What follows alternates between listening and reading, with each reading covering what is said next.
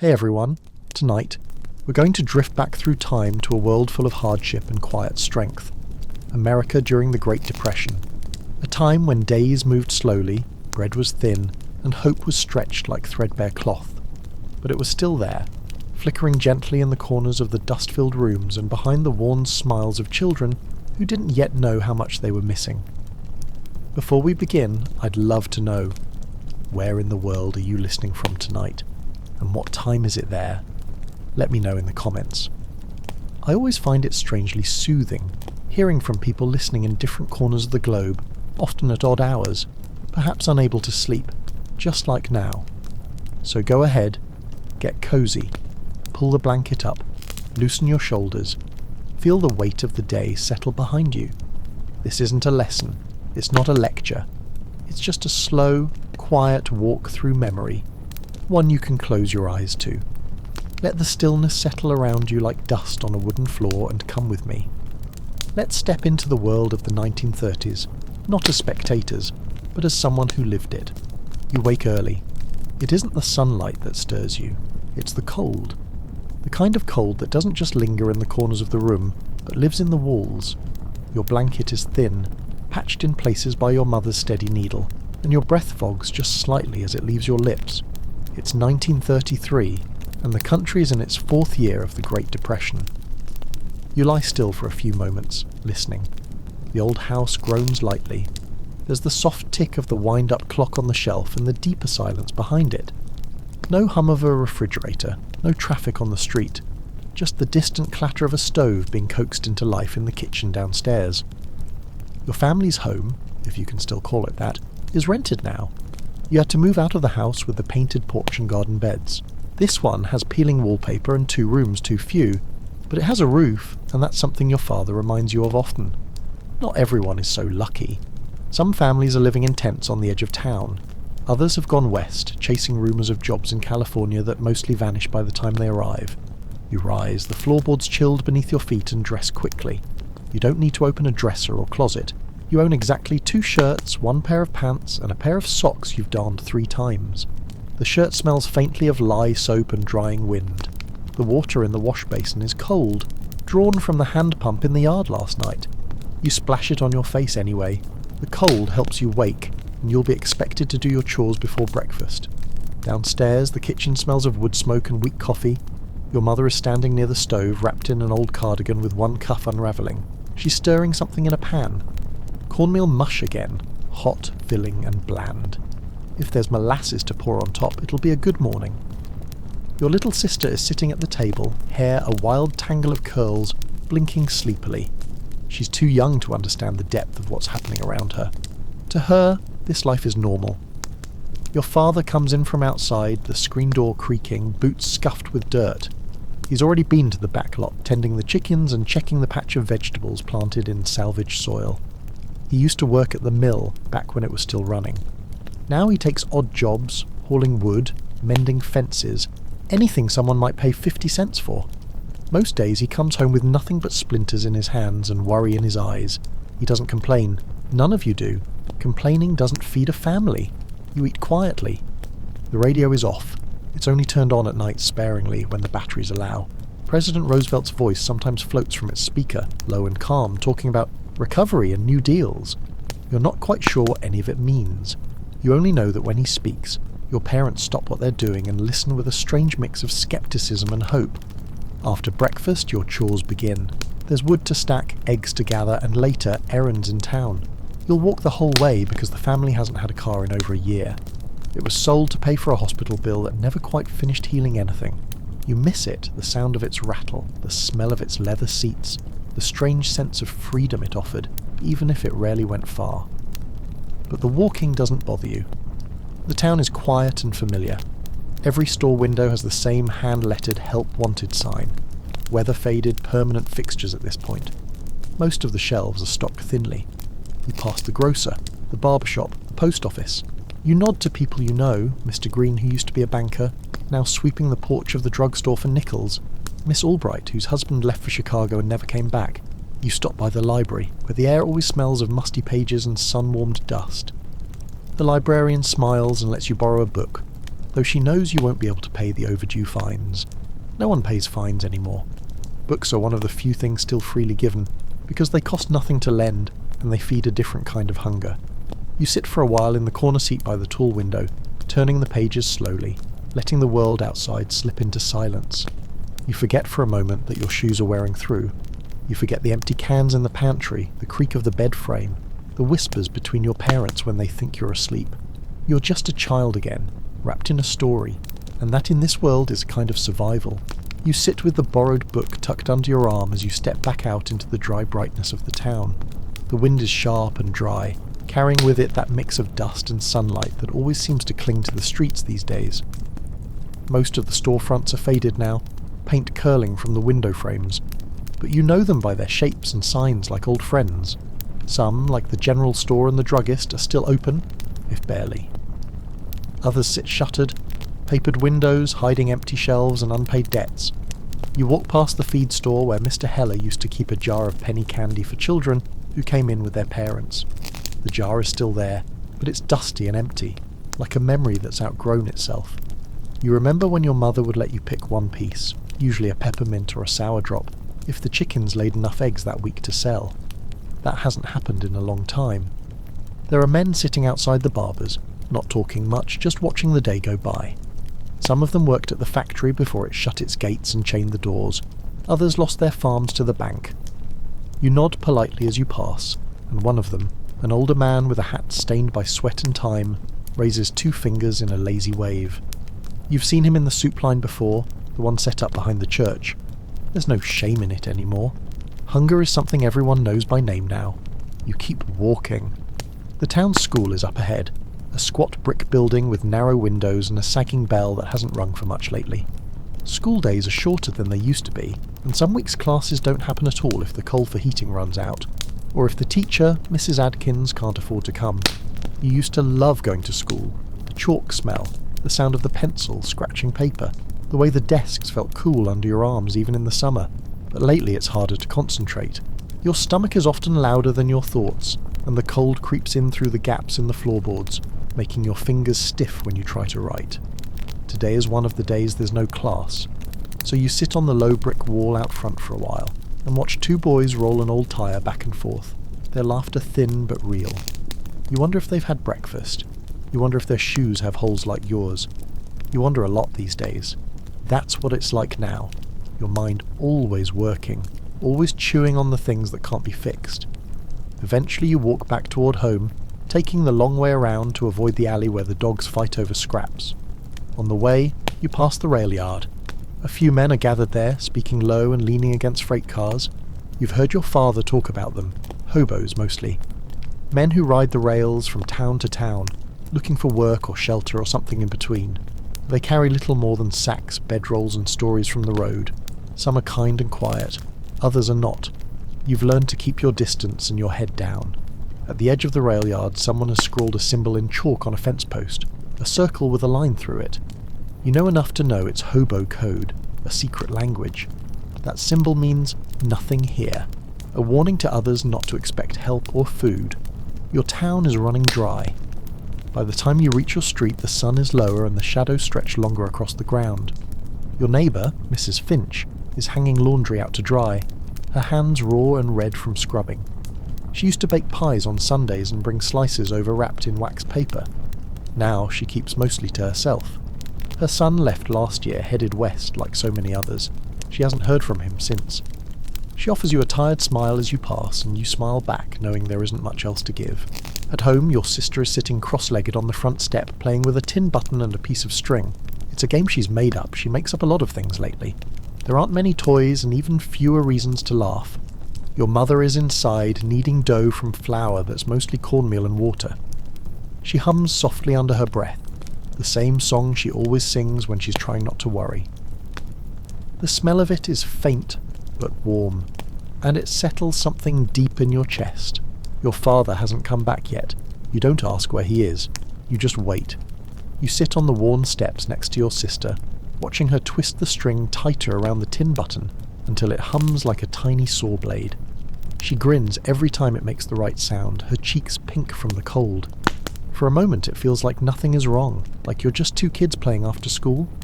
But the street is too quiet, the houses too still. No voices from open windows, no laughter floating on the breeze. Everyone's conserving energy, inside and out. No one has much left to spare. Your mother calls you in, wiping her hands on a threadbare dish towel. The kitchen is dim, the overhead light turned off to save power. The only brightness comes from the open oven door where the fire burns low, a pot of water simmering quietly on the back burner. The bread is in the pan now, rising slow and stubborn. There's no yeast left, just baking soda and faith. You help set the table with the same 4-chipped plates you've used for years. The cutlery doesn't match. One fork has bent tines and another is missing entirely, but you place them carefully as if they were silver.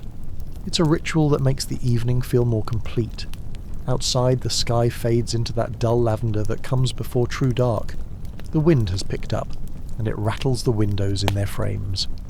You glance toward the road again. Still no sign of your father.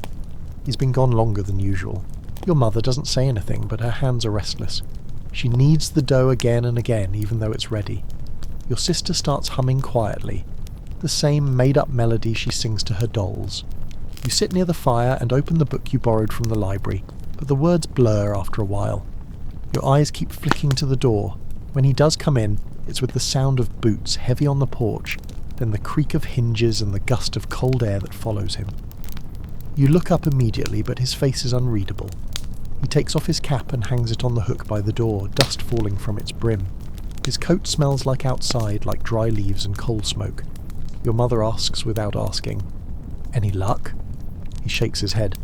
One of the mills had a notice posted, promising a job for 2 men, but by the time he got there, the line stretched down the street. One man in front of him said he'd been waiting since before sunrise. Another had walked 6 miles barefoot to be there. The foreman never even came out. They just sent someone to tack up a sign that said the position had been filled. Your father sits heavily at the table and rubs his face with both hands. You see the red knuckles, the cracked skin from weeks of working without gloves. He doesn't say much. He never does, really, not anymore. But he's home, and that's enough. Dinner is plain but warm. Bread, thin potato stew and a little lard smeared on the crust to trick the tongue into thinking it's richer than it is. No one complains. Your sister chatters about her game with the button, and your mother listens closely, encouraging her with little nods and smiles. Your father eats in silence, then leans back and closes his eyes for a moment, his shoulders sagging like he's trying to put down a weight that's been welded to his spine. After dinner, the table is cleared and the dishes are rinsed with the hot water that's been boiling since earlier. You dry them carefully, stack them just so. The rest of the evening passes without event. Your sister is tucked into bed, the quilt pulled tight, the kerosene lamp turned low. She asks your mother to sing her the railroad lullaby. She does, voice soft and low, barely above a whisper. You sit by the window for a while after that, book still open but forgotten in your lap. Outside, the moon rises pale and thin, casting silver light across the frost-rimmed yard. You see movement down the street, just a figure, hunched and slow, probably one of the men from the rail yard. He's moving toward the edge of town where a few tents are pitched behind a boarded-up diner. You wonder if he has a blanket. You wonder if he has anyone waiting. You finally pull away and slip into the small bed you share with your sister. The mattress sags in the middle, and the sheets are rough, but they hold warmth. She's already half asleep, breathing slow and deep. In the quiet, you think about the job your father didn't get, about the sign in the window that might never be taken down, about the people who've already left and the ones who are still trying to stay. But more than anything, you think about tomorrow, and whether it will be the same or worse. The morning light comes dull and slow, filtering through the lace curtain that's more holes than fabric now. You wake to the sound of a rooster crowing somewhere far off, muffled by the walls of the house and the weight of your dreams. Your sister is still asleep, tangled in the blankets, one arm flung over her face. The room is cold, the kind of cold that settles into your clothes and follows you through the day.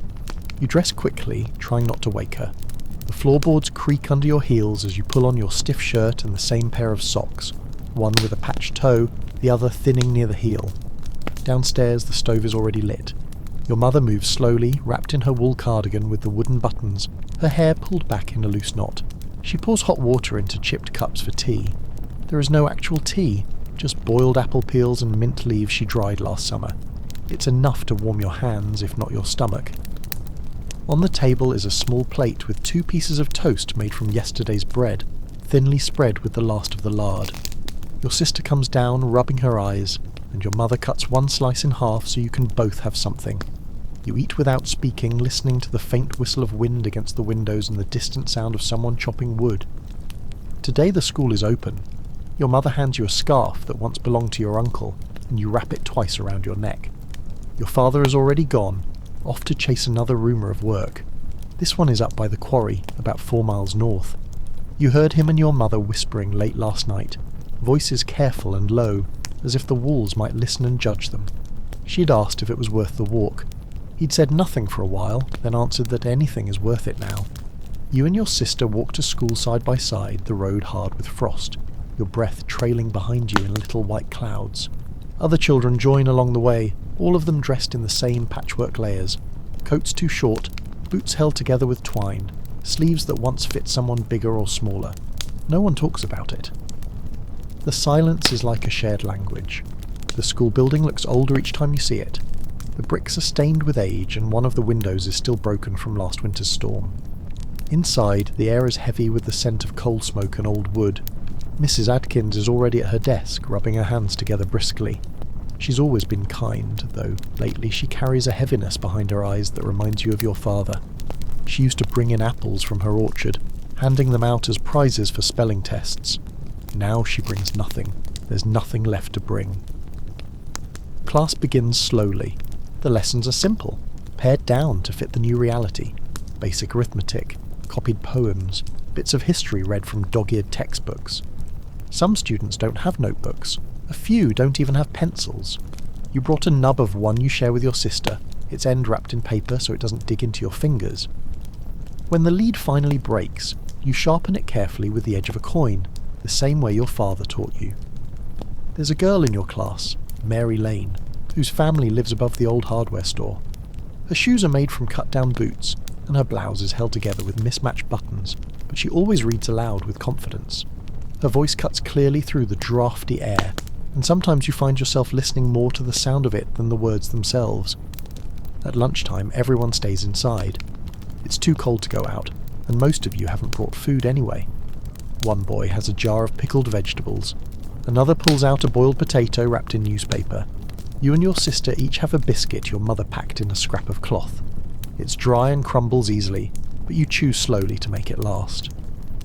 A boy next to you quietly tears off a piece of his bread and offers it to the girl beside him. She hesitates, then takes it with a small nod.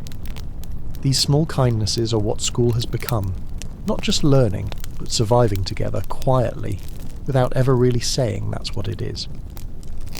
The afternoon drifts by in the same slow rhythm. You copy letters, recite facts, try to stay warm. The coal in the stove is burning low, and Mrs. Adkins doesn't add more. There isn't much left. She rubs her arms from time to time, then walks between the desks offering gentle corrections and tired praise. Her voice stays steady even when someone dozes off, or when the ink freezes in the inkwell by the window. By the time class ends, the sun is already leaning toward the horizon. The walk home is colder than the one that brought you here. The wind picks up bits of dust from the road, and you hold your sister's hand tightly, trying to block the worst of it with your shoulder. You pass a man sitting on the curb, wrapped in a wool blanket and talking softly to no one. A bottle pokes from the folds of his coat. You've seen him before. He was a postman once, or maybe a clerk at the bank. It's hard to remember. At home, the smell of boiled cabbage greets you at the door. Your mother stirs the pot with slow movements, adding a pinch of salt scraped from the bottom of the tin. Your father's boots are by the door, still caked with red dirt. He's sitting at the table, his hands wrapped around a cup of tea. You can tell by the way he doesn't look up that there was no work today. You unpack your book and sit by the fire, your sister playing quietly with a row of old buttons lined up like people. The evening settles over the house like a blanket stitched from silence, steam and routine. You read a few lines aloud, more for yourself than anyone else, and your mother nods slowly in time with the words, though her eyes stay on the cabbage, still boiling. The days feel shorter now, though it's not just the season. Time has a way of folding in on itself when every hour looks like the one before it. Morning slips into afternoon. Afternoon into dark, and the dark stretches out like it might never end. You wake not to the sun, but to the creak of the wind on the eaves and the sound of your mother moving softly downstairs. She's careful not to wake the rest of the house. The fire needs tending before the cold seeps deeper into the floor. You don't rush to get up. There's no school today, it's Sunday, and Sunday doesn't mean what it used to. It used to be polished shoes and warm bread, the sound of hymns through chapel windows, the echo of voices that seemed fuller somehow. Now it's stillness. Quiet, so complete that the ticking of the wall clock feels like a kind of presence. You stare at the ceiling above your bed, listening to your sister breathing evenly beside you, her hair tangled like it always is in the morning. You wonder if she's dreaming of something better, or if she dreams of nothing at all. Downstairs, your mother is slicing what's left of the turnips. You hear the knife against the board, that slow, careful rhythm of someone trying to stretch what's left just a little farther. There's flour too, barely a handful, and she uses it sparingly, like it costs more than gold. The cupboards are thin now, reduced to jars of pickled beans, sacks of cornmeal, some molasses crusted to the bottom of a bottle. You wonder what she'll do when those are gone. You don't ask. Your father doesn't say much in the mornings anymore. He sits by the fire with a mug of water, sometimes boiled with bark or roasted dandelion if there's any. His boots are beside him, drying by the stove. He'll need them later. There's talk of work clearing ice from the old train yard. Dangerous work, cold and wet. But it's something. A neighbour told him about it late yesterday. You watch him lace up the boots slowly, one hand steady, the other rubbing at his knee before he stands. He's not an old man, not really, but his back curves more than it used to, and he grunts quietly as he straightens. You offer to walk him as far as the road. He nods once, grateful or tired, or maybe just glad for the company. The snow isn't deep yet, but the wind makes your cheeks sting. You walk in silence, side by side, your smaller steps skipping once in a while to keep up with his long, even stride. At the fork near the old post office he stops. He adjusts the scarf at his neck and looks down the empty road, lined with frost-kissed trees and telegraph poles that haven't buzzed with news in months. His voice is quiet when he speaks, not sad, just distant. He says if the foreman's still got room, he'll stay the night and work into Monday. He'll bring home what he can. You nod. He nods back. And then he's off, shoulders hunched against the wind, footsteps swallowed by the snow. You watch until he's no more than a shadow between the trees, and then you turn back. The house is quiet when you return, the fire burning low. Your sister is playing with a paper doll she cut from last month's Sears catalogue, colouring the edges with a bit of blue chalk. Your mother is at the table sewing a tear in the hem of her dress with tiny, careful stitches. She doesn't look up when you come in, but you know she heard the door. After a while, she asks you to fetch water from the pump. It's colder now. Your hands burn as they grip the iron handle, but the pump is still working. You fill the tin pail and carry it back carefully, the water sloshing close to the brim. Your mother takes it and pours some into a pot, adding what remains of the turnip slices and a bit of barley. The stew will take hours, but it gives the kitchen something like warmth, something like hope. In the afternoon the sun breaks through for just a little while. Your sister begs to go outside and your mother, against her usual caution, agrees. You help her bundle up in all the scarves and wool scraps you can find. She laughs when the wind tousles her hair and runs clumsily toward the backyard. You follow her, your breath white in the air, your boots crunching over the packed snow. You build a crooked snowman together, using buttons from the rag box and a carrot too soft for cooking.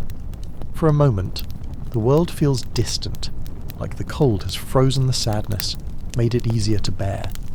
Later, you sit on the back stoop with your coat pulled tight, your sister huddled against you, her head on your shoulder. You watch the sky turn pale and stretched, the clouds pulling thin across the horizon. You tell her a story, not one from a book, but one you've made up, about a boy and his sister who live on a farm full of animals that never go hungry. She listens with wide eyes, and when you're done, she asks if it's real. You say no, but maybe it could be someday.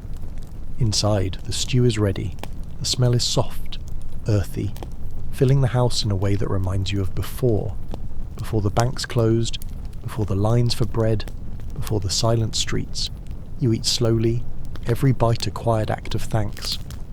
That night your mother adds a log to the fire and lets it burn longer than usual. It's Sunday after all. You sit close, the light flickering against the walls, your book open in your lap but unread. You hear the wind outside and you wonder where your father is, whether he found work, whether he's cold. You don't say it aloud, you just watch the fire and wait. Evening comes on like a tide, slow and quiet, the light thinning across the windows until the kitchen is more shadow than shape. Your mother doesn't light the lamp yet. She's trying to stretch the oil, though she doesn't say it aloud. You've learned to understand what she won't say, when she moves slower than usual, when she runs her fingers over the pantry shelves again and again like maybe something new might appear if she just keeps checking.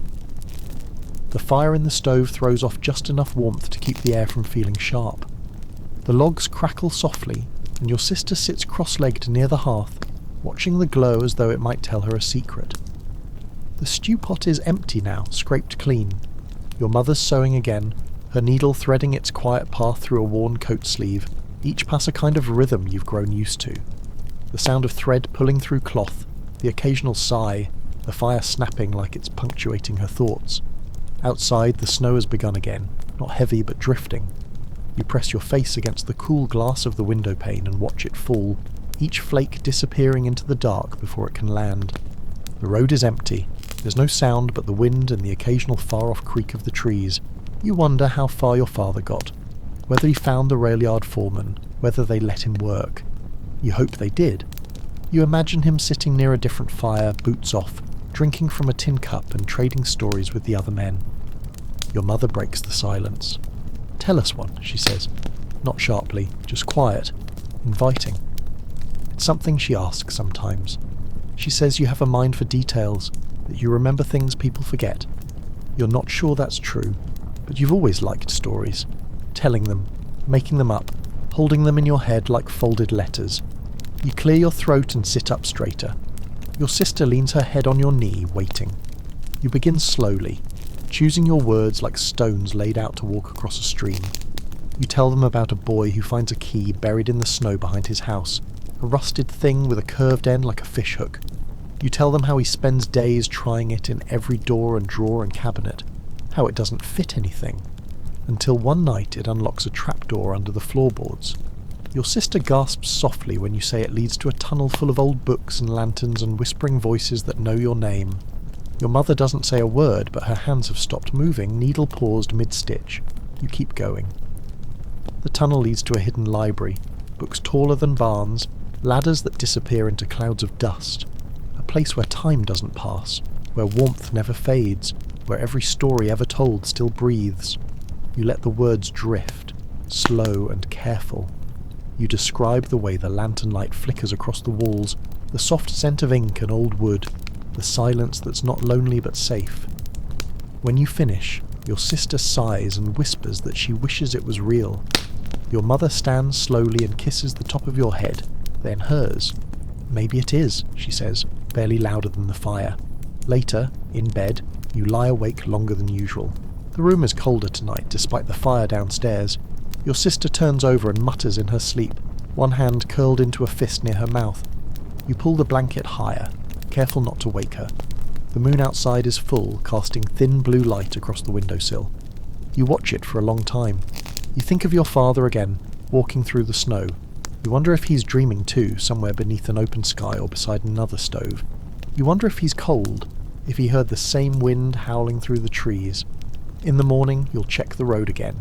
You'll look for his boots, for the curve of his shoulders coming around the bend. For now, the house is still. The fire downstairs has faded to coals. The air smells faintly of smoke and wool and barley.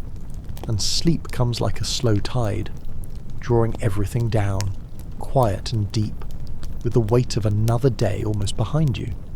By the time you come downstairs, the light outside is already turning from grey to gold, soft and pale as if it's hesitant to wake the world fully. The fire has been rekindled, and your mother is bent near the stove, adding thin kindling with quick hands. You notice the kettle steaming quietly, the scent of dried mint in the air again. But what makes you stop, what stills you mid-step, is the sight of your father's boots by the door. They're wet, the leather darkened by snow and flecked with bits of ice. Next to them is his coat hanging heavy from the nail, its collar still dusted white. You hadn't heard him come in. You hadn't dared to hope he would. He's sitting at the table, leaning forward slightly with one hand wrapped around a cup and the other resting on the tabletop. His face is drawn, the lines around his eyes deeper, but he meets your glance with a nod. Just a small one, and that's enough. Your mother moves behind him, setting a bowl of something warm in front of him. Thin grits with a trickle of molasses. It's not much, but it might as well be a feast. You sit down slowly, not speaking, letting the room settle into the shape of this moment. He starts talking after a while, not looking up. Says the foreman needed men to clear ice from the rail switch points, that they worked through the dark with shovels and iron bars, torching the metal so it wouldn't crack. He says the pay is small, but it's something, enough to last the week. Maybe longer if they take him on again Monday. He pulls a folded envelope from his coat pocket, flattened and damp at the edges, and pushes it across the table. Inside are a few coins and a ration chit stamped in red. It looks like hope, and it looks like compromise. Your mother doesn't speak. She sets the coins aside and the chit in the drawer under the silverware. The one that used to hold better things. A wedding ring when her hands were swollen from work, a letter from her sister in Pennsylvania, dried herbs wrapped in wax paper. The drawer barely slides now, swollen from moisture, but she fits the chit in like it belongs there. Later that day, you all walk into town together for the first time in weeks. The cold is sharp, dry and bright, and your breath rises in thick clouds. You hold your sister's hand, and she skips beside you despite the cold, her cheeks red with wind. Your father carries a sack over his shoulder, a second coat tucked inside that he says he'll trade or patch. Your mother keeps one hand in his, gloved but trembling slightly. It's a quiet walk, but not the hollow kind. The silence feels companionable now, like something shared rather than endured.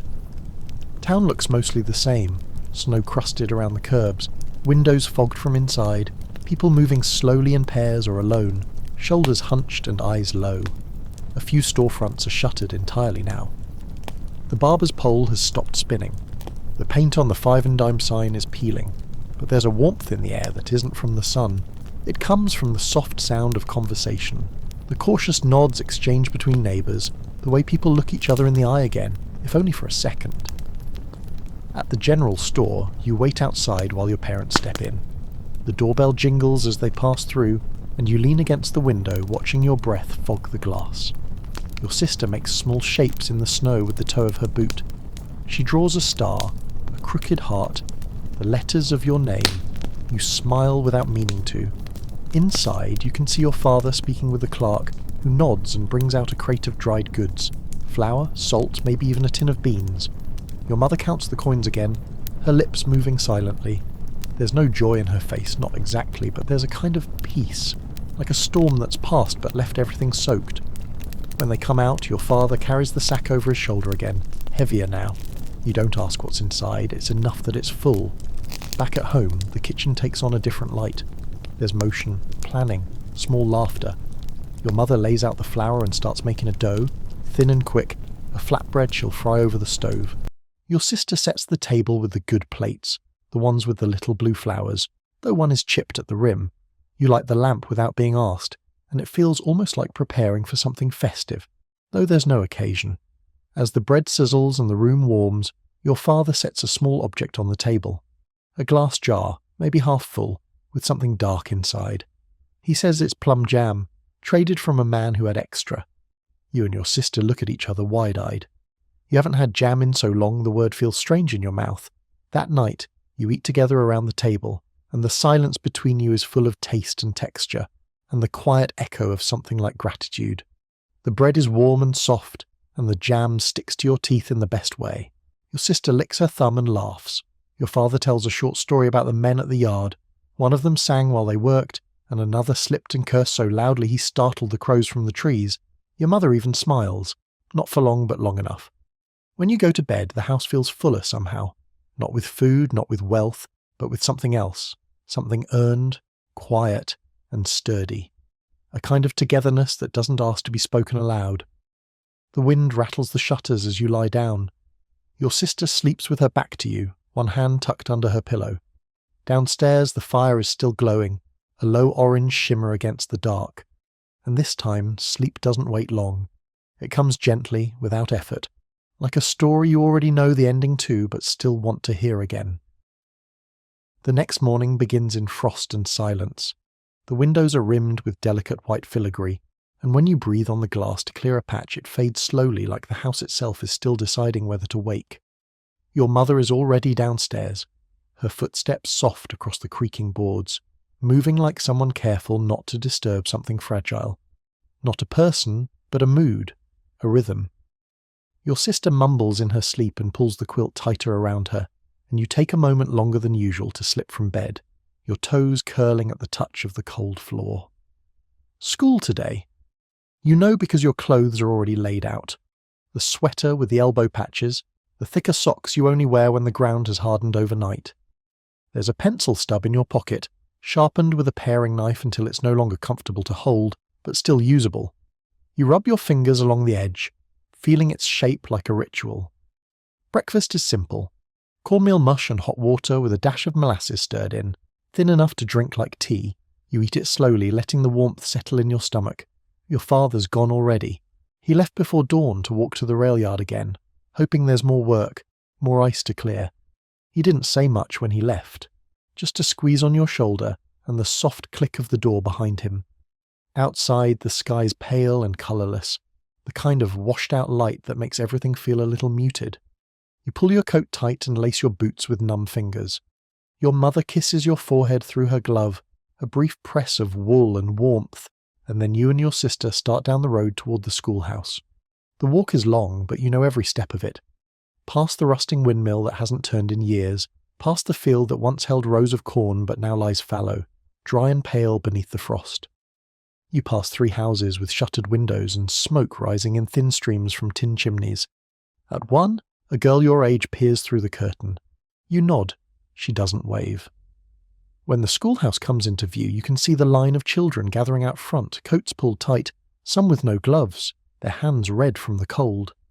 Miss Abley, the teacher, stands near the door, her hair pulled back tight, a long scarf wrapped twice around her neck. She looks tired but kind, and she greets each student with the same quiet nod. Inside, the air is warmer, though not by much. A potbelly stove radiates heat from the centre of the room, and you make your way to the desk nearest it without hesitation. Your sister heads to the smaller desks at the back, where she joins 2 other girls sharing a slate between them. Desks creak as children sit. Boots scrape on the floor, and someone coughs into the crook of their arm. Miss Abley writes the date on the chalkboard in a slow, deliberate hand. January 1934. You stare at it, the numbers crisp and white. Somehow the year feels unfamiliar, like a door you're not ready to open. She begins the day with arithmetic, and you try to focus, but your stomach still hums with hunger. It's not pain, not exactly.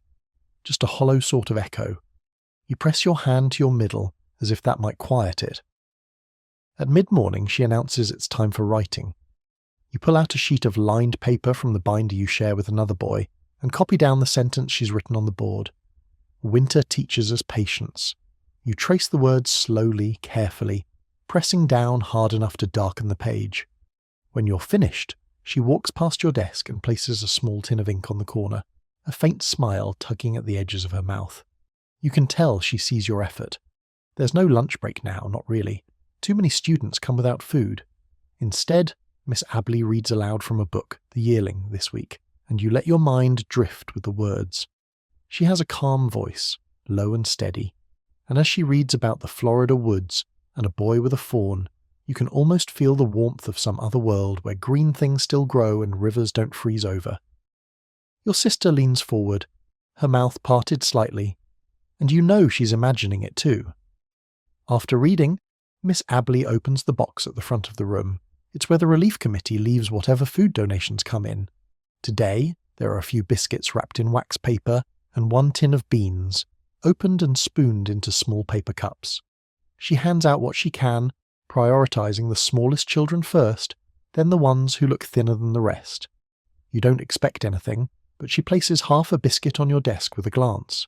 You murmur thanks and break it in half again, passing the smaller piece to the boy who shares your binder. He nods without a word. The day ends before you expect it to. The light through the window turns a deeper gold, dust floating in it like snow, and Miss Abley rings the handbell that signals dismissal. The sound is light and clear and hangs in the air longer than necessary. You gather your things and bundle up again. Your fingers stiffen your gloves and step back into the cold. The walk home is quieter. Your sister doesn't talk much, just hums a tune under her breath, something she probably heard on the old radio before it broke. You find yourself counting fence posts as you pass them. The rhythm helps. 36 from the school to the turn, then another 14 before the big elm tree. You count without thinking. Back home, the kitchen smells like boiled potatoes, and your mother has cleared space on the table. Your father isn't back yet, but you hear the fire crackling strong and steady. Your sister shows your mother a drawing she made at school, a crooked bird in a bare tree, and your mother presses it flat between 2 pages of an old catalogue. Later, when the fire burns low and the window panes turn dark again, you sit on your bed and think of the chalk on the board, of Miss Abley's voice, of the boy who sat beside you without speaking. You think of the biscuit, how it softened on your tongue, and the way your sister hummed on the walk home. You don't think of a next week or next month, just tomorrow, just getting up and walking back to the schoolhouse, and writing more words on a page that feels both heavy and hopeful. Outside, the trees sway in the wind, and the silence, though still vast, feels a little less lonely than it did before. Saturday doesn't feel like a weekend in the way it used to, in the way people will one day think of Saturdays again. There are no cartoons, no drives into town for soda or shoes. There's work, mostly. Chores that wait patiently all week. Chores that accumulate like dust in corners. But it's a different kind of work than your father does. A slower, quieter rhythm, more domestic, but no less essential. It starts at dawn, as always, with the muted knock of your mother's knuckles on your doorframe and her voice, soft but firm enough that sleep has no chance. The house is cold again. Colder than yesterday, perhaps. The windows are a patchwork of frost, and your breath clouds in the air as you pull on your wool socks. You dress quickly, fingers stiff, and lace your boots without sitting down. Downstairs, the fire hasn't quite caught yet. Your father is feeding it in slow handfuls of bark and pine cones, the kindling rationed carefully. He doesn't speak when you enter. He just gestures toward the pail and the back door, your cue to fetch the morning's water. The pump is stiff today. The iron handle fights back, frozen in place until you lean your weight into it. Eventually it gives, groaning and then surrendering a sluggish trickle. You catch it in the dented tin bucket, watching it swirl with flecks of rust and silt. It's heavy on the way back. Heavier than usual, or maybe your arms are just tired. When you return, your father's gone back out, and your mother is sweeping the ash from the stove tray. Saturday means cleaning.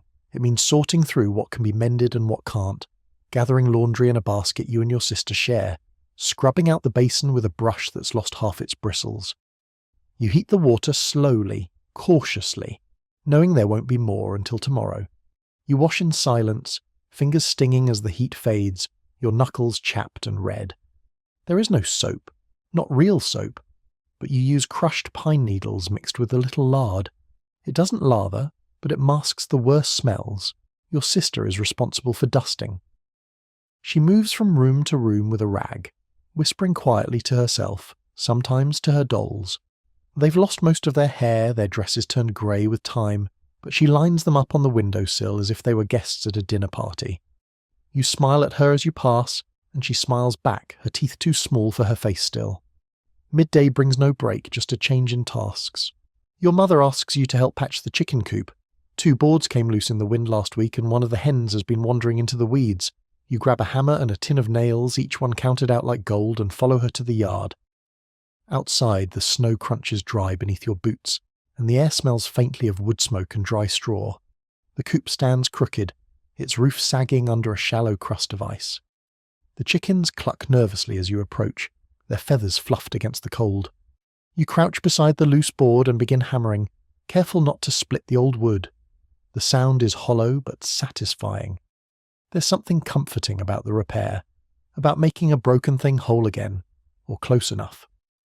Your mother watches in silence, rubbing her arms through her shawl.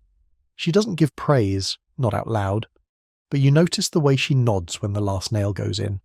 She turns to check the fence line, and you pause to look up at the sky, clouded and pale like milk. Somewhere in the distance a dog barks, and then the world is still again. Back inside, your sister has started stringing bits of old thread into a sort of garland, hanging them across the window like decorations.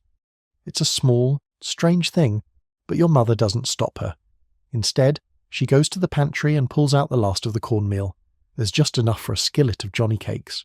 No butter, no syrup, but they're hot and crisp at the edges, and that's enough.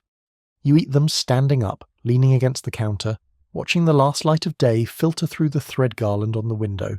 It casts soft lines on the wall like a spider's web. Your father returns just as the pan cools, his boots heavy with mud and ice. He doesn't speak at first, just removes his coat, shaking it out before hanging it up. He nods once. "Still on," he says. "Next week too." That's all, but it means something, more than it did yesterday. In the evening, your mother takes out the sewing again, this time with you beside her. She shows you how to stitch a torn glove. Your glove, in fact, which lost its seam weeks ago. Her fingers are swift, and your own fumble at first, but you watch closely, listening to the rhythm of her voice as she explains where to knot, how to pull, when to let the fabric guide your hands instead of fighting it.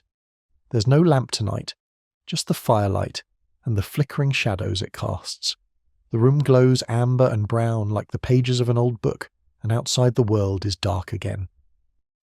Your sister has fallen asleep near the stove, curled around one of her dolls, a thread garland still clutched in her hand. And still the house doesn't speak loudly. It holds everything close, the warmth, the weariness, the breath of each small victory. You sit with the mended glove in your lap, half finished, and feel the weight of the day settle gently into your chest. Not heavy, not painful, just present, just honest. The fire gives one last crackle, and a thin piece of birch collapses into glowing embers. You don't move, you just keep stitching. Sunday does not begin with urgency. It enters the house slowly, like light filtered through linen, softened and dim. You wake later than usual, blinking in the half-light of the bedroom, the room still faintly glowing with the warmth left over from the banked fire downstairs. Your sister is already up, humming again, always humming. And when you roll over, you hear the muffled clink of enamel basin against wood. She's washing her face carefully, like it matters. Because it does matter. It's Sunday. In the corner of the room, hanging on the back of a chair, are your Sunday clothes. A shirt freshly scrubbed and stretched to dry days ago. Your trousers with the knee patches restitched, smoothed out with your palms so they'll sit right. Your shoes, hard-soled and slightly too small, wait under the bed, their scuffed toes darkened with the last of the stove polish. You don't dress quickly and you don't speak. Sundays aren't for rushing. They're for presentation, for trying, for appearing whole even when the seams are worn thin. Downstairs, the stove is going again, just barely. Your mother's already set out a pot of barley coffee, bitter and thin but warm in the chest. She pours it into 4 tin cups, yours slightly chipped, and lays out bread on a cloth. The last heel of yesterday's loaf sliced into small portions and dusted with salt. No butter, no jam today.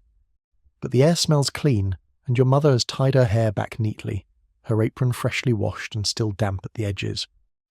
Your father wears his collar-button shirt, the one with the worn cuffs and the small stitched initials at the hem. He doesn't talk much either, just tugs the cuffs down and adjusts his cap.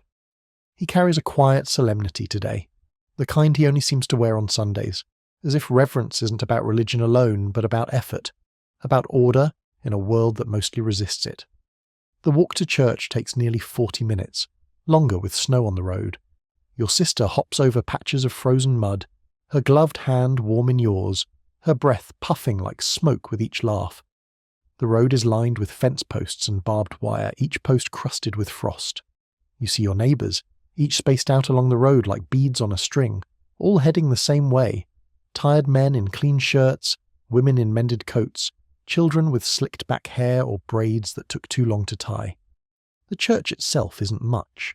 A narrow building with grey-clappered siding, a sagging steeple that leans slightly to the east, and a door that sticks unless you lift as you pull. You remember that, and you do it without thinking. Inside, the heat is barely noticeable, just the weak warmth of 2 small stoves at the front corners, and the heavy smell of old hymnals and melting snow. The pews are stiff and cold, but they fill up steadily. You and your family sit 3 rows from the back, the usual place next to the Gaskins family and just behind Mr. Rollins, who used to own the feed store. He smells like tobacco and wool. Your sister kneels on the seat and peeks over his shoulder to watch him fold a handkerchief into a perfect square. The service is not long. The pastor reads from the book of Matthew, his voice gravelly, cracked by winter. He talks about lilies of the field and sparrows, about not worrying for tomorrow. You know the words already. You've heard them enough times that they've become a rhythm, a kind of spiritual lullaby. Not in the sleepy sense, but in the way something repeated starts to live inside you. You don't fully understand it all, but there's comfort in the repetition, in the idea that someone somewhere is keeping track. Hymns follow. The piano's out of tune, and one of the keys sticks, but no one seems to mind. The voices rise in waves, off-key but full, raw in a way that feels more truthful than polished music ever could. You sing quietly, mouthing the words more than voicing them, letting the sound of the others carry you. When the final prayer is given, heads bow, and silence fills the space like mist. You glance at your father, his eyes closed, lips still, and then at your mother, who holds your sister's hand gently in hers. Everyone is still. And in that stillness, there's a kind of rest you can't get from sleep. It's not peace exactly, but it's close. Outside, the sun has risen higher, casting a pale yellow over the field. The walk home is slower, more reflective. Some neighbours stop to speak, just short conversations, weather mostly, and the rumour that more flour may be coming in by rail. Your parents listen, nod. No one lingers too long in the cold. Back home, your mother sets a pot of beans on to warm, a meagre lunch, but one she stirs with care. Your father pulls a small book from his coat pocket and reads quietly near the fire. Your sister sets up her dolls in their usual corner and speaks to them in whispers, her words impossible to catch. You take your own place by the window, watching frost melt from the sill. The rest of the day drifts. Your mother sews again. Your father hums once or twice while sharpening the blade of a small handsaw. There's a kind of dignity in this idleness. Not laziness, not indulgence, but the earned quiet that follows 6 days of doing without. You sweep the floor because it needs it. Your sister brushes lint from the lapels of her coat. Even the small tasks feel necessary. As the sun drops again and the pale evening wraps itself around the house, you help fold the clean clothes, the warm cloth rough in your hands. You stack them in careful piles, knowing each shirt will be worn until it can't be worn again. Your Sunday shirt returns to its place on the hanger to wait for next week, and Sunday ends the way it always ends, not with fanfare, but with a final sense of rightness. Everything in its place, the fire banked low, the basin cleaned, the clothes set to dry near the stove. Outside, a bird calls once far away, and the wind carries its echo across the fields. You don't talk much as night falls. There's nothing new to say and nothing missing.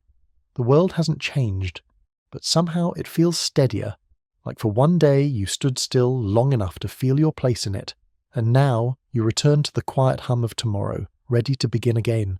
Monday comes without announcement. It doesn't knock or stir gently. It simply is. A shift in the air and the return of familiar rhythms. The house is quieter than usual in the moments before waking, as if it too understands what day it is. But your body knows before your mind catches up. It always does. There's a tug beneath your ribs, not dread exactly, but a dull reluctance. Your muscles remember the weight of the satchel before your eyes even open. Your mother's voice drifts up the stairs, a soft call that carries no urgency, but permits no disobedience. The fire downstairs is already lit, though low, and the smell of fried mush clings faintly to the walls. It's breakfast. Barely. Cornmeal cooked in lard, salted slightly, served in small squares that crumble on the plate. It isn't much, but it's warm and filling enough, and your mother always makes sure the portions are even. Fairness is one of the few things she can still control. Your school satchel hangs by the door.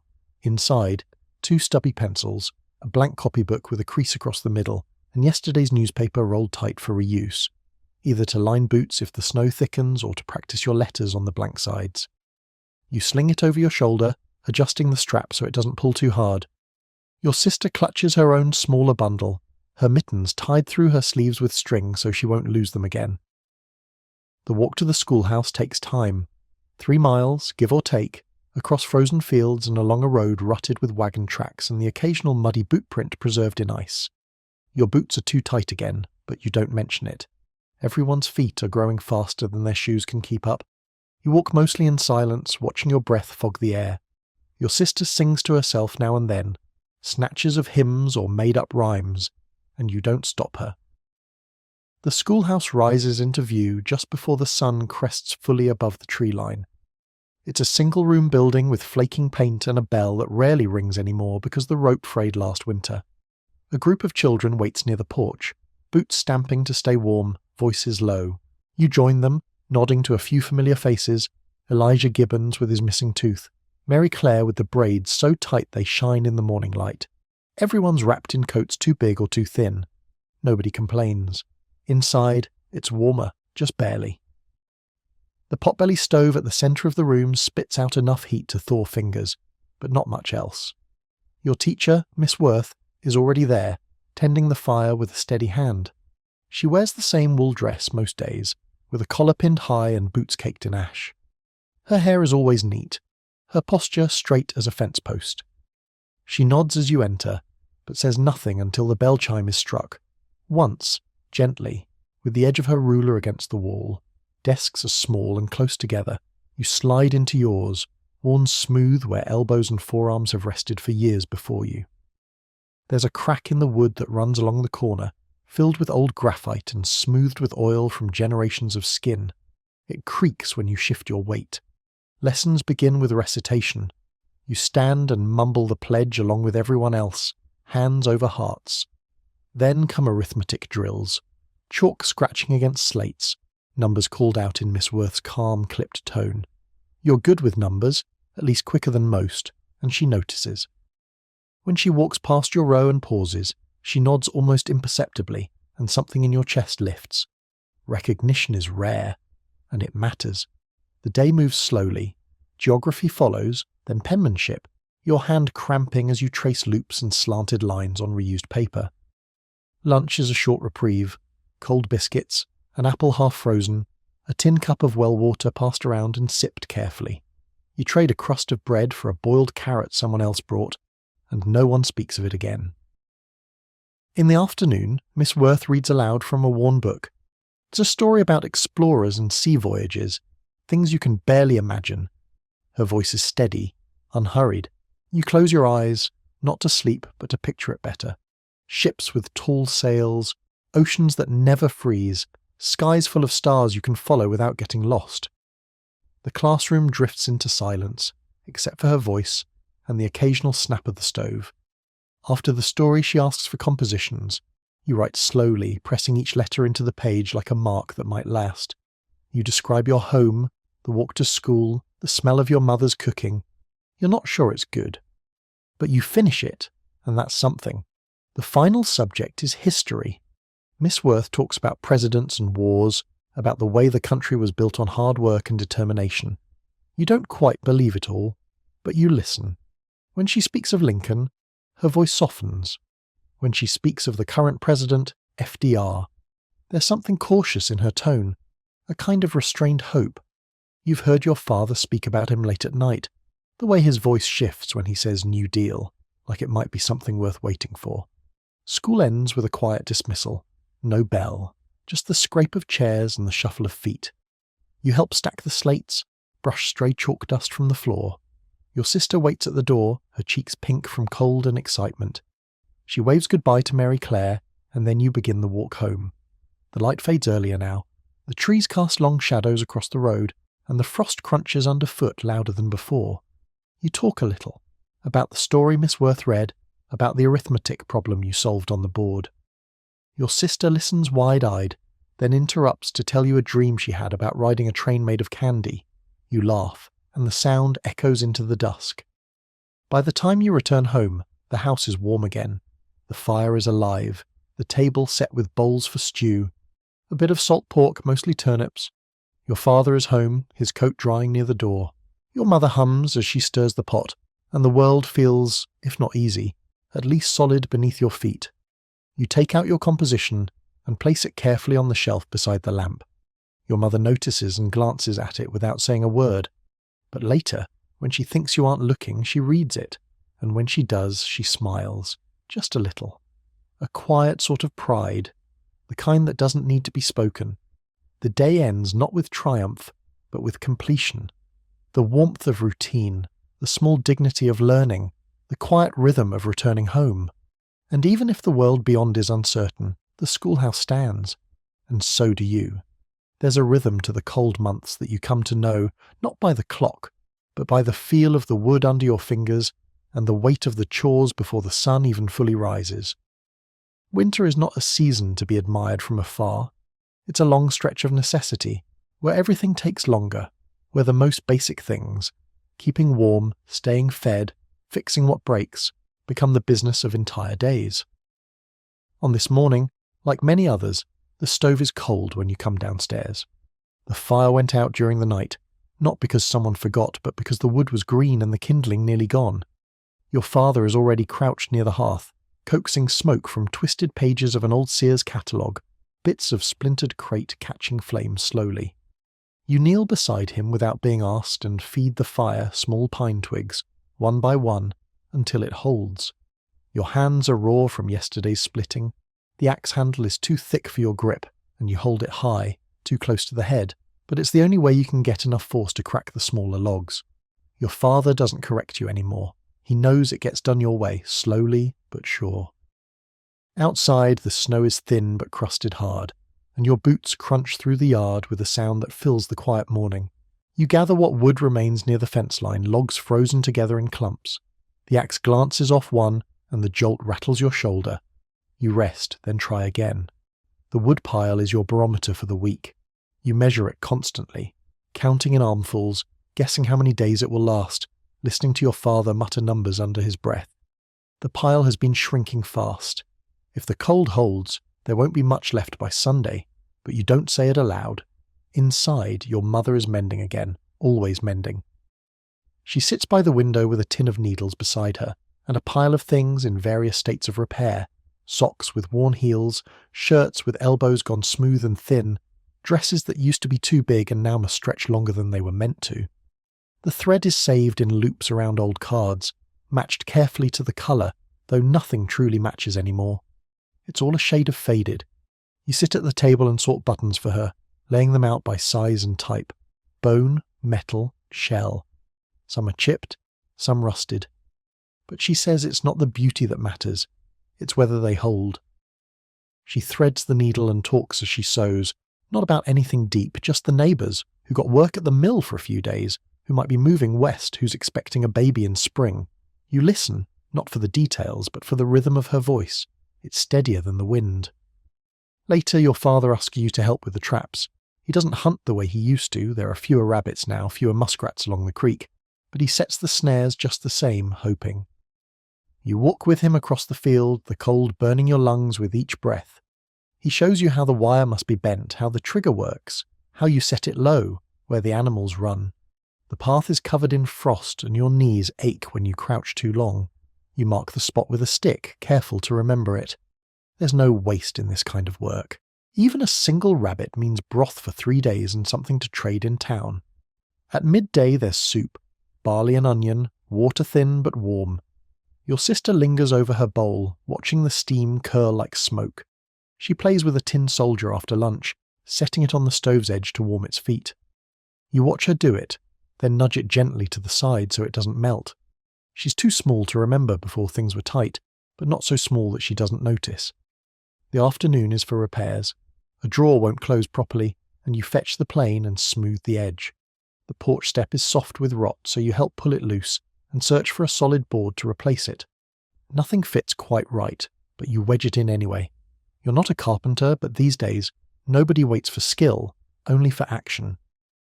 Your father nods once when it's done. He doesn't thank you, but you don't need him to. The nod means enough. In the shed there's an old radio. It hasn't worked since last year, but your father opens it and peers inside like it might just come alive if looked at the right way. He explains the tubes to you, the way sound travels through wire, through glass, out into air, and you try to imagine it. Voices in a box, music flying through space. He used to listen to Roosevelt's fireside chats, he tells you, before the battery wore down. You remember the voice faintly, slow and steady, almost like Miss Worth's reading voice, but heavier with purpose. As the sky dims again, you go out to check the snares. Nothing yet. The snow has blown over the wire and you brush it away carefully. The wind bites your knuckles. When you return, the kitchen smells faintly of cornbread, an experiment, your mother says, made with sour milk and a spoonful of bacon grease. It's flat, dense, but the crust is golden and warm.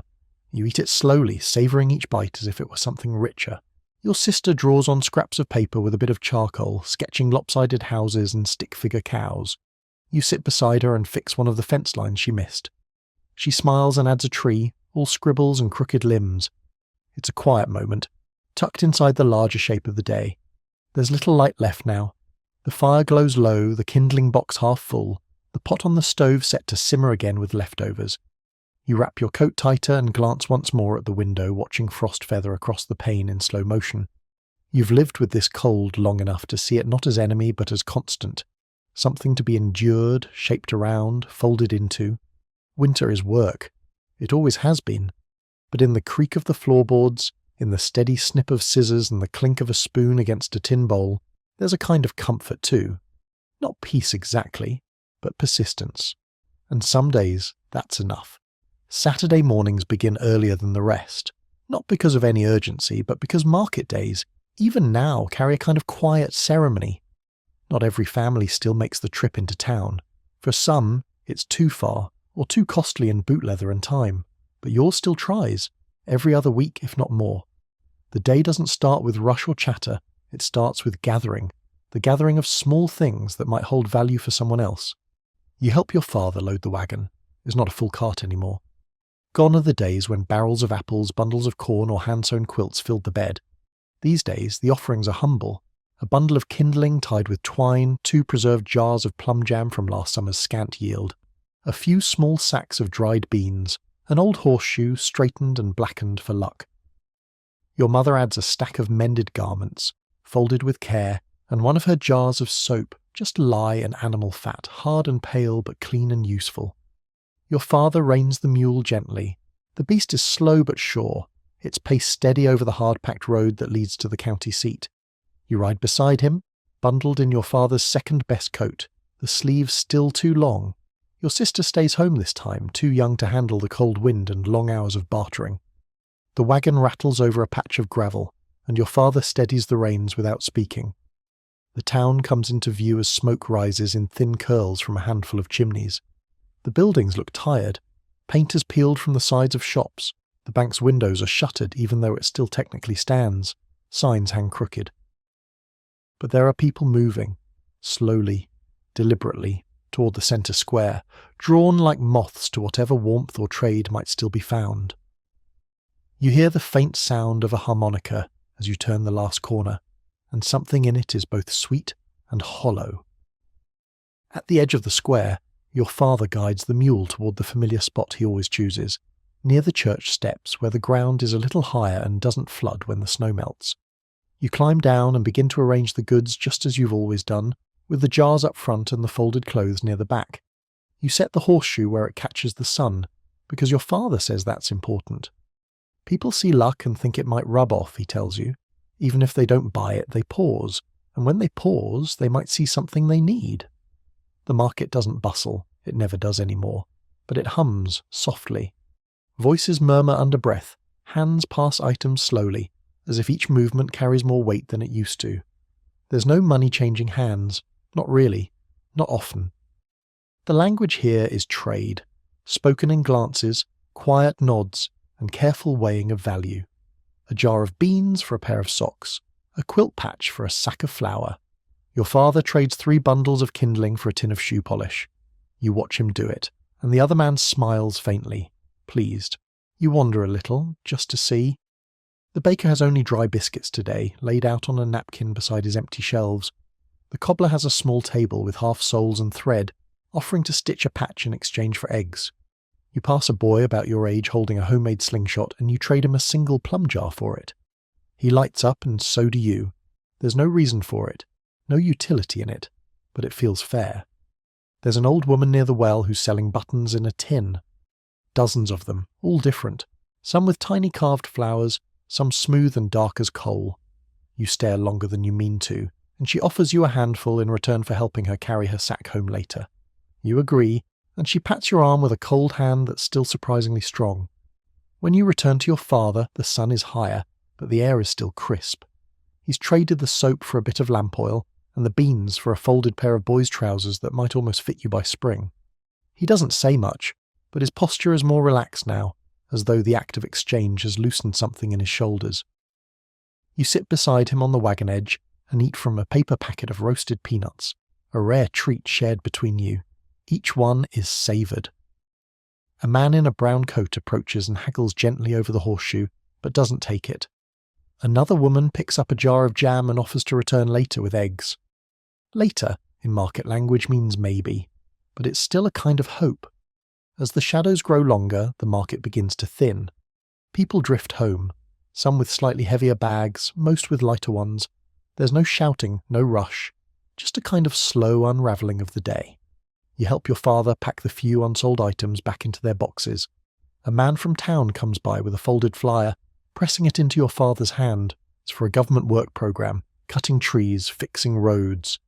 He glances at it but doesn't speak. Later, he'll read it aloud over the stove, weighing the words as if they were bricks. The ride home is quiet. You rest your head against the wagon's wooden edge, listening to the creak of the wheels, the slow clop of the mule's hooves. The air smells of wood smoke and soil, and your fingers are sticky from the peanuts. Your father whistles under his breath, a tune without words. When the house finally appears at the edge of the trees, your mother waves from the porch. Your sister runs down the steps, bundled in a patch coat, asking if you brought back anything sweet. You hand her the last 2 peanuts, and she squeals with delight, holding them like tiny treasures. Inside, the lamp oil fills the room with soft light. The new trousers are held up against your legs to check the fit, and the buttons you earned jingle faintly in your pocket. Your father sets the government flyer by the fire. Nobody speaks of it yet, but everyone knows it's there. Trade doesn't just feed mouths, it feeds the sense that something still moves forward. That even in a time of shrinking options and bare shelves, people can still meet, still speak without words, still give and take and walk away with something new. Market day ends not with wealth, but with a sense of quiet continuation. And in times like these, continuation feels a lot like hope. The mailbox stands at the edge of the road, leaning slightly, its post cracked near the base from years of frost and thaw. It's a plain thing, painted once but now dulled to a soft grey by time and weather. The flag rusted into place so it never quite signals anything at all. Still, someone checks it every day.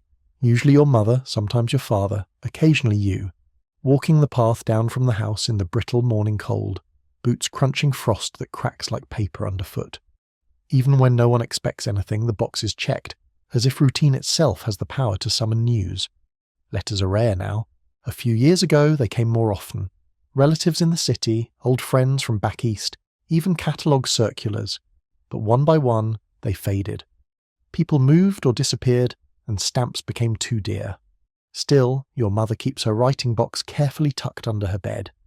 Inside are sheets of paper too precious to waste, corners curled, and a tiny bottle of ink that she rations carefully, tipping the pen just so to coax out each careful word. Today, the box contains something, just a single envelope, hand-addressed, no return. Your father brings it in after supper, thumb brushing snow from its corner, and lays it on the table without ceremony. Your mother looks at it for a long time before opening it. Her hands are always steady, even when her face tightens, even when her breath catches just a little. You all watch her read. It's from her cousin in Kansas. You haven't seen him in 5 years, but you remember his dusty boots and the way he always brought taffy when he visited. The letter is short. He writes of dust, so much dust you can't breathe, can't see, can't keep your crops or your hope in the ground. He writes of moving west, maybe California. Says it's not better there, just different. Mentions people living in cars, whole families in orange groves, picking fruit for pennies. But he also says the winters are warm. She folds the letter slowly and places it in the empty tin where all the others are kept. No one speaks right away. Then your father says, "Maybe we should write back." Your mother nods once. It's not an agreement, just a habit of acknowledgement. But that night she brings out her writing box, and by the dim glow of the lamp she begins carefully composing a reply. You sit across from her, elbows on the table, watching the words appear, one at a time, quiet and slow. She doesn't rush. She writes the way she cooks, the way she mends, precisely, deliberately. She tells him about the cold here, the shortened harvest, the new coat she sewed for your sister from 2 older ones. She doesn't mention hunger, though you know she wants to. She doesn't ask for help, though maybe he'd give it. She just writes what is. There's comfort in that. Once a week, the post office opens in the back of the general store. It's little more than a wooden counter and a few boxes on the wall, but it smells like paper and sawdust and something sweet. Perhaps a trace of molasses from a barrel long since emptied. You carry the letter there for her, tucked in your coat, walking slowly, careful not to bend it. When you hand it to the postmaster, he weighs it with his eyes and asks if you want to pay now or next week. You say next week. He nods and sets it aside in a pile of others waiting for their final stamp. Some letters in that pile have been there for months. The general store has fewer shelves than it used to. Many are bare, others filled with things no one can afford but that still hold a place. Tinned peaches, coffee in small red tins, bolts of fabric faded from the sun. There's a single radio near the counter, crackling with static. The storekeeper fiddles with the knob until a voice comes through. Deep, slow, official. It's a government update, something about relief programs and quotas and wheat subsidies. Nobody listens too closely. The words are too big, and the promises too far away. You wander the aisles, not to shop, but to remember what things looked like before. The smell of the leather harnesses, the cold weight of a new hammer handle. There's a basket of pencils, thin and yellow with erasers like tiny red caps. You pick one up and turn it between your fingers. A whole pencil, unused. It feels like luxury. Back at home, your mother rereads her letter aloud. It's quiet in the room, only the ticking of the stove and the occasional cough from your sister upstairs. She doesn't read it for grammar or poetry, only for truth. It's not meant to impress. It's meant to connect, to remind someone out there that you're still here, still trying, still part of the same frayed thread that runs across states and seasons and broken years. Your father has begun making a list of names, relatives, old friends, people they haven't spoken to in a long while. Some are dead, probably. Some may have moved. But the act of listing them feels important, like building a map of a world that once made sense. You look at the names: Aunt Eula in Ohio, Mr. George who went south for work, a boy your father knew who joined the CCC and wrote about building a dam somewhere in Tennessee. Your sister draws beside you, her crayon scratchy on scrap paper. She doesn't understand the letter, not really, but she likes the ritual of it. She thinks writing to someone far away might bring back a gift. In her mind, letters are like magic lanterns. Send one off, and something bright returns. You envy her that. The next morning you wake early and step outside. Frost halos every surface, and the sky's a pale blue that promises nothing but more cold. The mailbox stands still, silent, a monument to waiting. You check it anyway. Not because you expect anything, but because you still can. And that is the rhythm of it. The rhythm of a time when news travels slower than hunger, when hope is handwritten, when paper holds more than words. It's the rhythm of a world suspended between what was and what might be, stitched together by envelopes and memory, and always, always, by the quiet act of sending something out, even when you're not sure what might come back. The schoolhouse stands at the far end of the meadow, tucked against a thicket of wind-bent oaks and the low stone wall your grandfather once helped build. It's a simple structure, one room with warped floors and windows that rattle in a strong breeze. The whitewash has long since flaked away, and the door creaks no matter how softly it's pushed. But still, it stands, and every weekday children from the surrounding farms make their way there, boots crunching over frosted grass, lunch pails in hand, books wrapped in twine or cloth. You rise early on school days, before the sun crests the trees, and dress in silence while your mother spoons oatmeal into a pot. Sometimes there's a knob of butter, rarely sugar. You sit on the bench at the long kitchen table, rubbing the sleep from your eyes, as your sister braids her hair and hums something tuneless under her breath. The room is dim except for the orange light from the stove and the pale glow of day beginning. You eat slowly, every bite measured. Oatmeal is warm, and warm things are to be cherished. Your school books are worn thin. The arithmetic one belonged to someone else once. Pages dog-eared, the cover nearly torn away. The primer still has a name scrawled on the inside in a different hand, faded and looped in ink. There aren't enough books for everyone, not anymore, and so they're passed down like heirlooms, treasured and patched. You carry your books beneath your coat, pressed to your chest to keep them dry from the morning mist. The path to school is lined with stone and root, the ground hard in winter and thick with mud come spring. Along the way you pass other children, silent at first, blinking against the cold, then loosening into speech as footsteps fall into rhythm. There's an unspoken understanding between you all. Speak little, walk steady, arrive warm if you can. The older ones walk slower for the younger ones. The younger ones try to hide their coughs and holes in their mittens. By the time you reach the schoolhouse steps, you're a procession, worn, quiet, but whole. Inside, the air is sharp with the smell of wood smoke and chalk. The potbelly stove in the corner radiates heat in uneven bursts, and children jockey for spots near it, holding hands out and then pulling them back before the metal bites. The teacher is already there, Miss Lyle, tall and grey-haired, with fingers red from the cold and eyes that never miss much. She nods as each student enters, her voice soft but firm. "Hang your coats," she says. "Mind your boots." There are 20 desks in the room, but not everyone is filled. Some children come only twice a week, others not at all during harvest or planting seasons. Those who are absent are not questioned. Everyone knows the reasons: money, sickness, work. You sit in your usual seat near the back beside the window that sometimes fogs up with breath, and sometimes lets in a shaft of light so warm it's almost gold. Lessons begin with recitation, the alphabet, then multiplication tables, then a few short verses from the reader. The younger children stammer, the older ones speak with flat, deliberate voices. You join in when called upon, standing beside your desk, hands behind your back. Your voice is clear today, and Miss Lyle nods, which feels like a small victory. When she reads aloud, a chapter from McGuffey's Fifth Reader, a fable, a poem about rivers, you close your eyes just slightly, letting the words fill the cold spaces inside you. There's a rhythm to school that holds the day together: reading, spelling, figures, copywork written out with pencils sharpened by knife and rubbed with erasers down to nubs. The blackboard chalk squeaks as Miss Lyle writes out fractions. Your knuckles brush against your neighbours as you both work through the same problem, heads bent low. There's no ink today, none to spare, so all writing is pencil. You chew the end without meaning to and then stop, embarrassed. When the bell rings for midday, everyone exhales at once, a puff of warmth into the stale air. Lunch is taken at desks or on the narrow bench near the stove.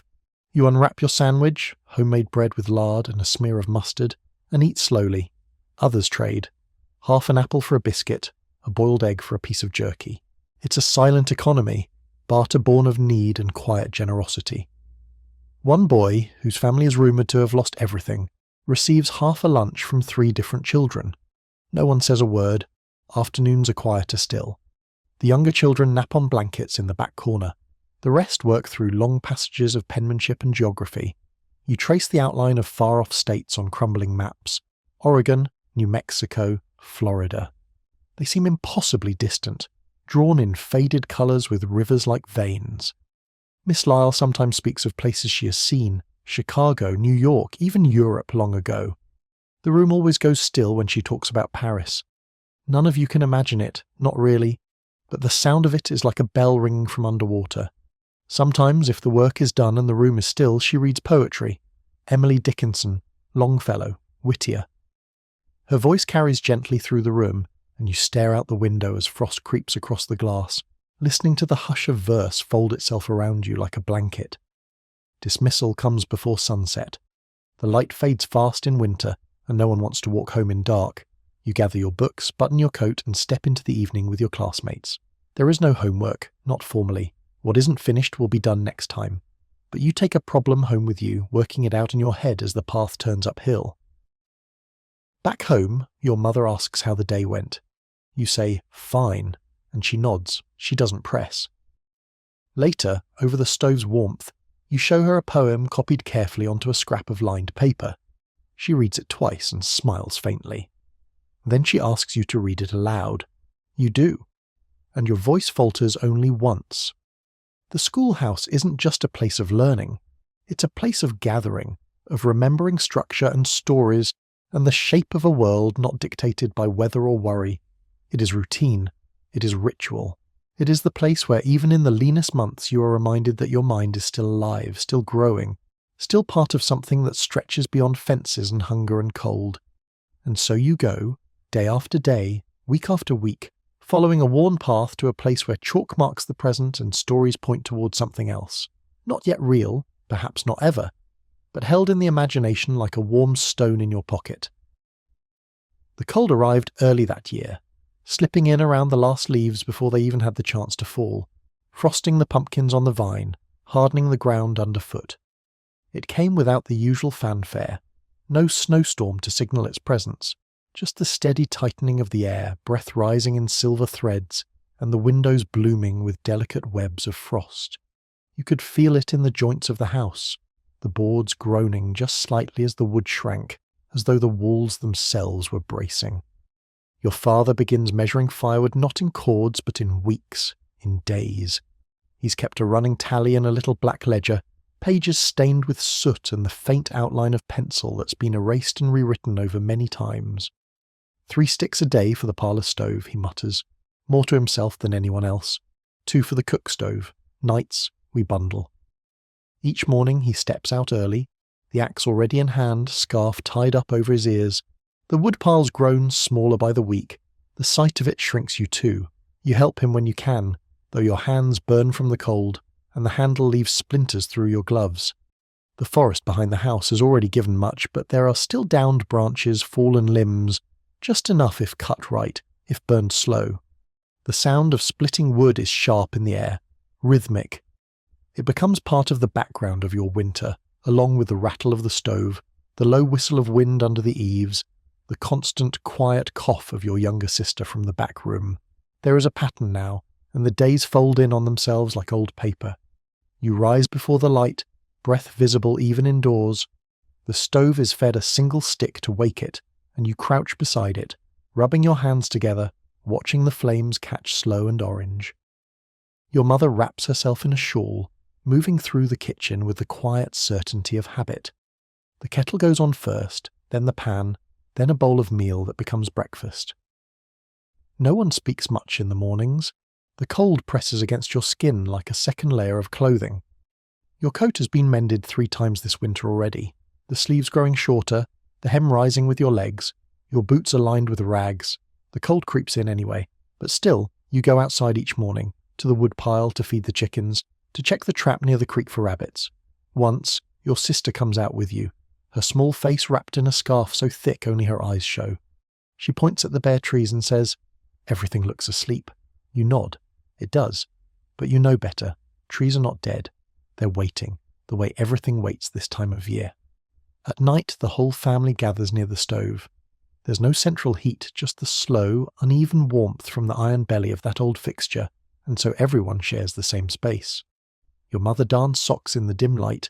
Your father reads slowly from the paper, if you're lucky enough to have one, or sometimes from the Bible. Your sister plays with a single rag doll, its yarn hair thinning, its dress patched with fabric from an old apron. You sit on the floor, back against the chair leg, watching the fire curl around the logs. Your father's hands are cracked and bleeding in places. He rubs them with tallow when he remembers. His nails are black with ash. He does not complain, but you watch him as he stretches them toward the heat, fingers twitching. "We'll make it through," he says once. "More to the fire than to you. It isn't a question. It's not even a hope. Just a fact, as if spoken often enough it will root itself into the walls and stay there." Sunday evenings bring a quiet kind of peace. There's no work, no school. Your mother lets the fire burn a little longer, and if there's a heel of cornbread left from the day before, she toasts it carefully on the stove lid and offers it to you with a touch of honey. Your sister leans against her side, eyes heavy. These are the moments that keep the rest of the week from folding in too tight. Outside, the world is silent in a way that feels almost holy. The snow has come now, not much, just a crust on the fields, a dusting on the roof, but it softens every sound. The trees stand like sentinels, their branches bare, pointing upward. You look at them from the window, watching how they don't move, how they endure. There's something in that. Something you can't quite name. Some nights, you dream of warmth. Not the remembered kind, but the imagined. A home with thick carpets, A stove in every room, sweaters that don't itch. A house with so much wood you burn it just for the scent. You wake from those dreams to the smell of smoke and the sharp cold of the pillow. But even as you rise and tuck the blanket around your sister again, you hold on to the idea that warmth can be more than fire. That it can be a voice, a touch, a story told for the 5th time just because someone asked to hear it. One evening, your mother starts telling a story she hasn't told in years, about her own childhood, about the winter of 1917, when her father walked 10 miles for coal. You've heard it before, but not like this. Now, the details land differently. You imagine that boy, your grandfather, thin and determined, his breath clouding in the cold, his boots wrapped in newspaper. You see him walking that distance for something he couldn't even carry back all at once, and you realize you come from that. From people who walk long miles in winter for a single fire. It doesn't make you warm, not in the way firewood does, but it settles into your chest, a kind of ember that stays even after the last log turns to ash. And so the ledger continues. Your father adds notations, a page filled with marks that mean coldest night, fire ran out early, more wood needed before next freeze. But he also adds this, scratched faintly in the corner of one page. Children helped, didn't complain. And next to it, still standing, just like the trees, just like the schoolhouse, just like the small weathered house where you sleep, 3 to a bed, sharing heat like breath, waiting not for spring, but for the lengthening of days, for the first thaw in the soil, for the moment when the firewood lasts just a little longer than planned. The general store is more than just a place to buy flour or candles. It is the heartbeat of the community, a crossroads where news drifts in with the customers and stories swirl like dust motes in the low light. The wooden floorboards creak under your feet as you step inside, the air thick with the mingled scents of molasses, leather, and the faint tang of kerosene lamps. The bell above the door jingles softly, announcing your arrival to the few gathered there. Farmers wiping soot from their hands, women with worn aprons and tired smiles, children clutching pennies in their fists. The shelves seem impossibly tall, lined with tins of beans, bags of sugar, sacks of salt, and the occasional luxury, small jars of peppermint sticks or tins of sardines, goods that taste like a dream from a distant better time. Yet many shelves stand bare, reminding you of the long months since the last shipment arrived. The storekeeper, a lean man with grey in his hair and a permanent crease between his brows, greets you with a nod. He counts coins slowly, the sound echoing in the quiet space, as if every penny weighed a pound. Your mother speaks softly to him, listing what you need: flour, a few potatoes, soap. It is always a negotiation. Never quite enough, but never less than the bare minimum. Trade has become an art in itself, bartering eggs for sugar, sewing in exchange for canned goods, lending labour in place of money. Your father has started carrying a small ledger, noting what the family owes and what they can pay back when the crops come in, if they come in. You stand by the counter clutching a small sack of raisins, an indulgence saved for the children, while watching the neighbours come and go. There is a rhythm to the comings and goings, greetings exchanged in quiet voices, news of a distant relative found work, rumours of aid programmes coming to town. Sometimes the storekeeper turns on the radio, and the crackling voice of a distant announcer brings updates about the New Deal, promises of jobs and relief, but it all feels far away, almost unreal. You notice the children who come in after school, faces flushed from the cold, eyes bright with curiosity despite the weariness. Some ask for candy, others for a small loaf of bread, always careful to keep their requests low and hopeful. You catch a glance from a girl your age, her dress patched and threadbare but her smile steady, and you share a moment of silent understanding, 2 lives shaped by the same hardships. Outside, the wind stirs the loose gravel, carrying with it the faint sounds of horses and wagons passing on the main road. You think of the miles your parents travel to get here, the weight of each purchase balanced against the hope that the coming harvest will ease the burden. The store is not just a place to gather supplies, it is a refuge, a place where the world feels less vast and uncertain, if only for a little while. As you leave, the cold bites again, and you clutch your sack tighter, the raisins a small sweetness against the bitterness of the winter days ahead. The path home stretches before you, worn and familiar, and with every step you carry not just provisions, but the quiet resilience of a family and a community bound together by shared struggle and hope.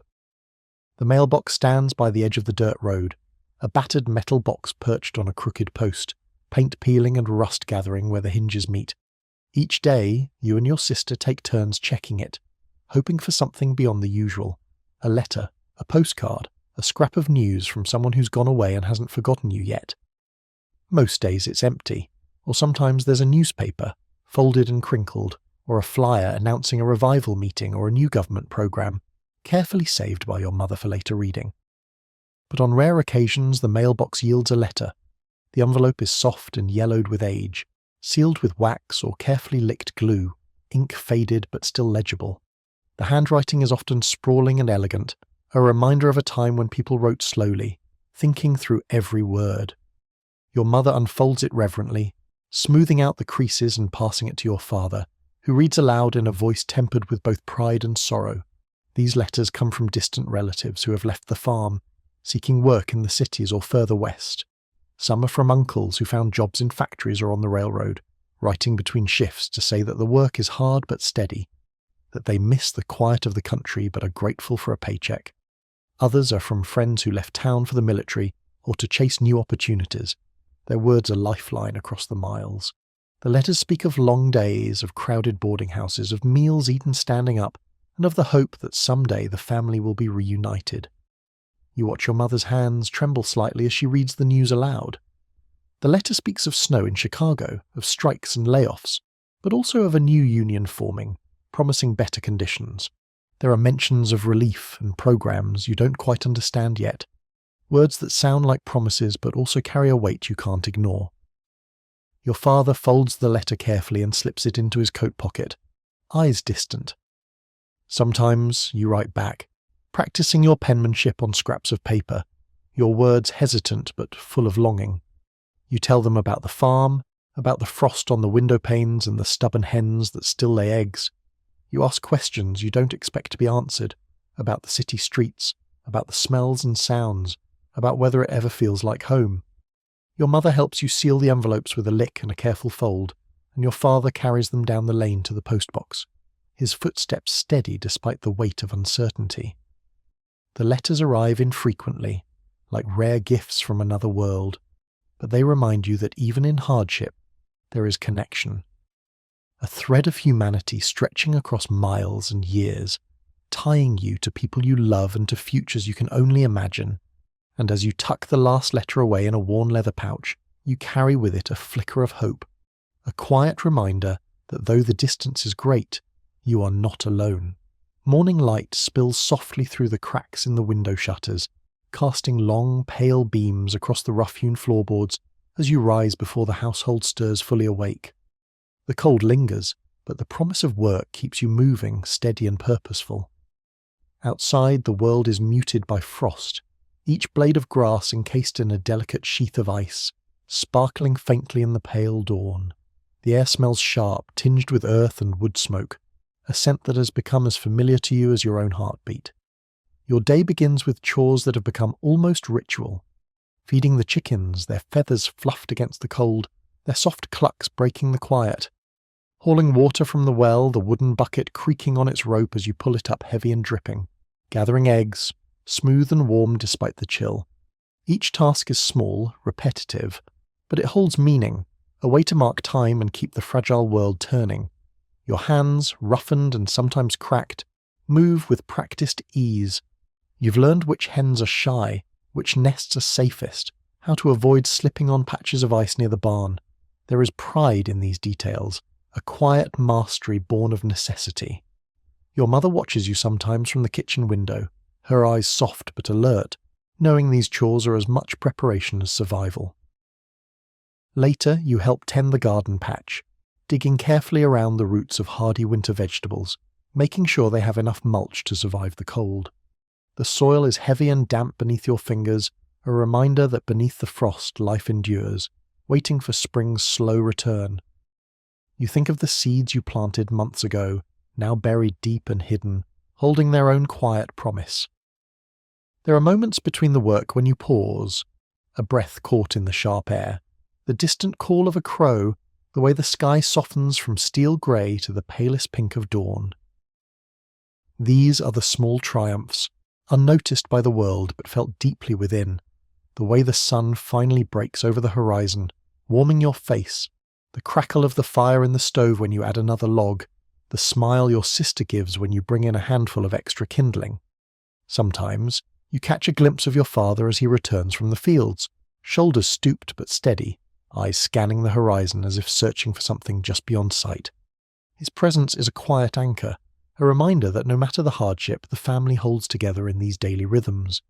He never speaks much about the struggles, but his hands tell the story, the calluses, the dirt ingrained beneath his nails, the way he carries the weight of the world without complaint. In these chore-filled mornings, you begin to understand the poetry of survival, the unspoken vows embedded in routine, the strength drawn from small, consistent acts. Each day's work is a thread woven into a larger fabric, one that keeps your family connected, grounded, and somehow moving forward. As the afternoon shadows lengthen and the sun dips low behind the hills, you gather by the fire, hands warmed and spirits quieted. The day's labours have been many, but you feel a faint glow of accomplishment, fragile but persistent, like the faint light of a distant star piercing a dark sky. It is in these moments, amidst the rhythm of chores and small triumphs, that the true shape of your childhood begins to take form, not in grand gestures or loud celebrations, but in steady breaths and quiet resilience, day after day. The schoolhouse sits at the edge of town, a small wooden building weathered by years of wind and sun, its white paint chipped and peeling like the bark of the old elm tree that stands watch beside it. The windows, frosted at the edges from the biting cold, let in pale light that mixes with the scent of chalk dust and worn wood. You step inside on a crisp morning, the floorboards creaking beneath your worn shoes, and find a place near the back where the air's just a little warmer. Inside, the room is sparse but carefully tended. Desks carved with initials and simple drawings lean slightly on uneven legs, and the blackboard at the front holds the day's lessons. Arithmetic problems, spelling lists, the date written in neat looping script. The teacher, a stern but kindly woman with tired eyes, moves between rows, her voice soft yet steady as she calls out names and guides lessons. School days are structured by routine and resilience. You've learned to listen carefully, even when your stomach grumbles from hunger or your coat is too thin against the drafty windows. The warmth of friendship fills the spaces between lessons, the whispered jokes, the shared scraps of lunch, the quiet understanding that everyone here carries the same weight. Your best friend has patched sleeves and threadbare mittens, but her smile is bright, and together you navigate the challenges of lessons and life. The school's supplies are limited. Books are passed down from older classes, pages dog-eared and sometimes torn but treasured nonetheless. You learn about faraway places, about presidents and explorers, and about numbers and letters that promise something beyond the fields and frost. For a moment, the world feels larger than the small town outside the door. Sometimes there is talk of programs to help children like you, free lunches, new textbooks, better heating for the classrooms. The teacher speaks quietly of these things, hope woven carefully into her words, but you sense the tension beneath it all, the difficulty of making those promises real when resources are scarce and needs are many. Recess brings a brief escape into the cold air, where children cluster together like birds seeking shelter. You slide across frozen patches of the playground, laughter breaking the silence for a moment before the chill draws you back inside. The bell's clang signals the end of the day, and you gather your things, homework in a tattered notebook, a small piece of bread wrapped carefully in a napkin, and step back into the world of frost and fields. Walking home, you think about the lessons learned beyond the blackboard, the value of patience, the quiet strength found in shared hardship, the small victories of understanding a difficult problem or reading a new word. School is more than education. It is a refuge, a place where you glimpse the possibility of a future shaped not only by struggle, but by knowledge and connection. As you reach the worn path to your house, the sky overhead deepening to soft shades of twilight, you carry with you a sense of determination. The world outside may be harsh and uncertain, but within these school walls you are growing, learning to hold on to hope in the quiet moments between the cold and the warmth, between hardship and the promise of what lies beyond. As dusk settles over the farm, the sky softens into a wash of muted purples and greys. The last light slipping slowly beyond the hills. The cold has deepened, and inside the house, the stove's glow casts flickering shadows across the worn walls, illuminating the small room with a gentle amber warmth. The air is thick with the scent of burning wood mixed with the faint, comforting smell of stew simmering quietly on the stove. You sit close to the fire, your hands cupped around a tin cup of warm broth, the heat seeping slowly through your fingers. Around you, the house is still, except for the low murmur of your parents speaking softly in the kitchen and the occasional creak of settling timbers. Your sister leans against your side, eyes heavy, soot smudges on her cheeks faint in the firelight. The world feels small and contained here, a fragile bubble against the vast, cold darkness outside. Your mother moves quietly from the stove to the table, setting out a small plate of bread and a few boiled potatoes. The food is simple and plain, but in this moment it tastes rich. A small feast earned through long days of labour and patience. You notice the careful way she arranges the meal, as if reminding herself that even in scarcity, care and love can fill the gaps. Your father sits down beside you, his face softened in the firelight, the lines around his eyes deeper than usual. He pulls from his pocket a folded piece of paper, a letter from a distant relative who has finally found steady work in the city. He reads it aloud, voice low but steady, words carrying news of hope amid hardship. The letter speaks of new programs helping families like yours, of jobs becoming available, of a future not yet written but quietly unfolding. For a moment the weight of the day lifts, replaced by a fragile thread of optimism. It is not a certainty, but a flicker, a whisper that the long winter, the hard times, may eventually yield to something brighter. You hold that flicker close, letting it warm your heart as much as the fire warms your hands. Outside, the wind moans softly through the trees, a reminder of the world beyond these walls, but here, in this humble room, there is a sense of peace. The steady rhythm of family, the simple acts of care, the quiet hope held in a folded letter, all these things weave together to create a fragile sanctuary in the midst of uncertainty. You settle back against the worn chair, the firelight dancing in your eyes, carrying with you the quiet knowledge that even in the darkest times warmth can be found, not just in the fire, but in the bonds that hold you together, in the stories shared, and in the hope that tomorrow might bring something new. The nights grow longer and colder now, the wind howling across the barren fields like a restless spirit searching for warmth. Snow has begun to dust the ground in thin, white layers, crisp and untouched in the early morning before footsteps mount the surface. You awake to a world muffled in silence, the landscape transformed into a quiet, frozen expanse. The sky above is a pale, washed-out blue, streaked with soft clouds that promise more cold to come. Inside the house, the hearth is the heart of everything. Your mother tends the fire with practiced care, feeding it small scraps of wood saved from the barn, coaxing the flames into a steady, gentle blaze. The warmth spreads slowly through the room, chasing away the chill that clings stubbornly to the walls and floors. You sit close, feeling the heat seep into your fingers, warming skin that's been numb from the frost. Outside, the world is still and hard, but inside there is life, a quiet pulse beneath the surface. The family gathers near the fire, sharing stories of days past, of harvests lost and hopes held tight. Your father's voice is low, steady, recounting memories of summers long gone, when the earth was softer and the skies more forgiving. His words paint pictures of green fields and full barns, of laughter carried on warm breezes, a stark contrast to the starkness outside. You listen, comforted by the cadence of his stories, feeling connected not just to your family, but to the history of those who came before. Their resilience courses through your veins, a quiet strength that steadies you against the cold and uncertainty. Your sister hums softly, a lullaby learned from your mother, its gentle melody wrapping around you like a soft blanket. The evening meal is simple, stew thick with root vegetables and a few scraps of meat, but it fills the belly and warms the soul.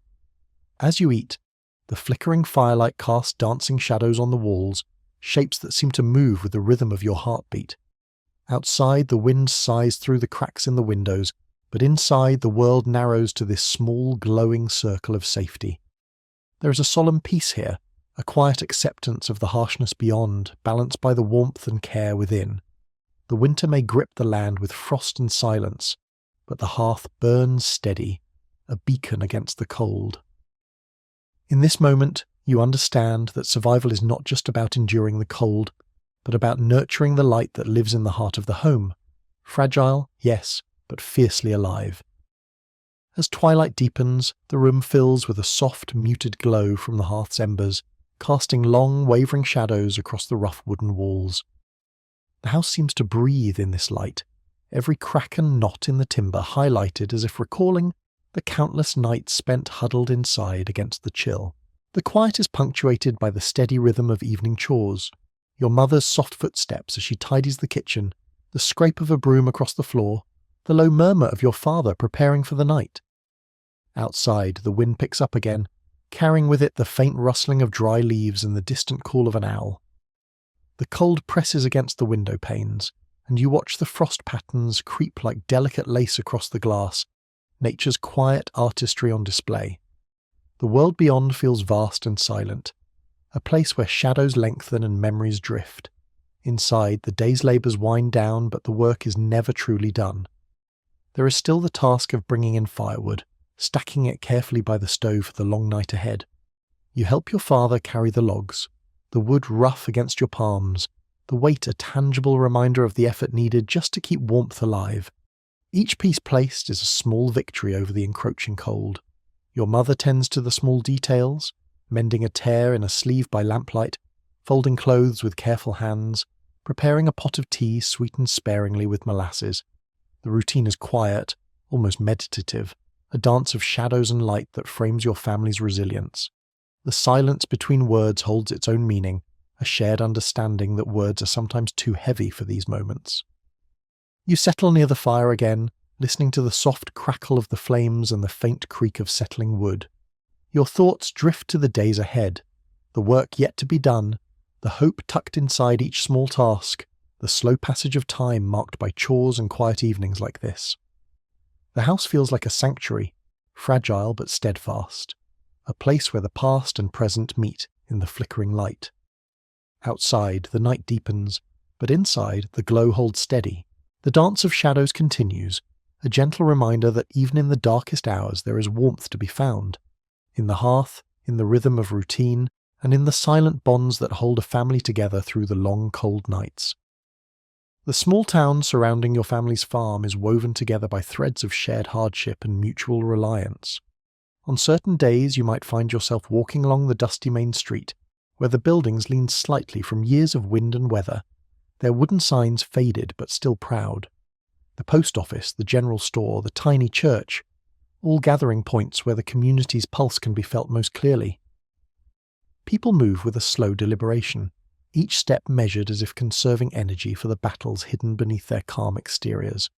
You see neighbours exchanging quiet greetings, sometimes stopping to talk briefly about the weather, the crops, or the latest news from the city.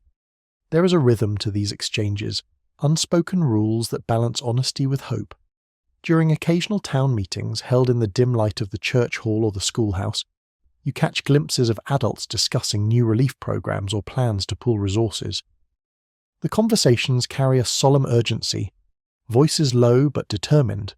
You listen from the sidelines, absorbing the weight of their concerns, the fear of winter's bite, the scarcity of work, the fragile promise of government aid. In this fragile community, every small kindness matters. You've seen neighbours share milk when a family's cow falls ill, and you've watched as women gather to sew patched clothing for children too quickly outgrowing their few garments. Children run together through empty fields and dirt streets, their laughter a brief reprieve from the greyness of everyday life. There is an unspoken strength in these connections, threads of resilience spun quietly between people who understand that survival is a shared endeavour. Your parents speak often of the importance of neighbours, of leaning on one another when the days grow too heavy, and you begin to understand that this community, with all its imperfections and limitations, is a vital lifeline. Walking home from town, the sky tinged with the last pink hues of sunset, you carry this sense of belonging with you. The world may be uncertain and the future unclear, but here, in the shared stories and quiet support, there is a strength that no frost or hardship can fully extinguish.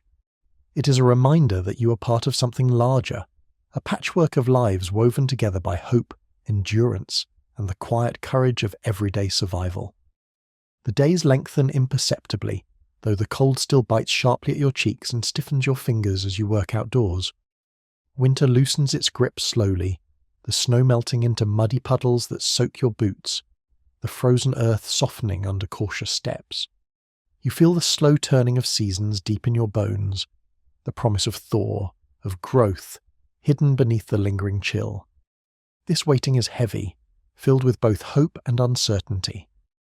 The fields lie fallow for now, but soon the plough will cut through the dark soil and seeds will be tucked into the earth with careful hands. You watch your father inspect the land, eyes narrowed against the wind, searching for signs of life beneath the winter's cover. His face, weathered and resolute, holds the tension between patience and necessity. Inside the house, the rhythm of daily life continues in quiet cycles. Meals remain simple, often stretched to their limits, but your mother's hands are steady and creative, turning meagre ingredients into nourishment. The hearth is a constant, its steady warmth a small refuge from the chill that lingers in corners and cracks. You notice the way your family carries the weight of waiting differently. The careful saving of scraps, the cautious rationing of supplies, the silent prayers whispered in moments of solitude. There is a shared understanding that time itself is both an enemy and an ally, stretching long and thin, offering the chance for renewal but demanding endurance. Outside, the world is a patchwork of thawing earth and stubborn ice, the landscape shifting slowly beneath a sky often overcast and heavy with moisture. Birds return cautiously, their songs tentative at first, breaking the silence with sharp notes of life. You listen to their calls, a small, persistent melody threading through the cold air, reminding you that change is coming, even if it feels distant. This waiting is not idle. It is a form of strength. It is the patient tending of hope, the quiet preparation for what must come next.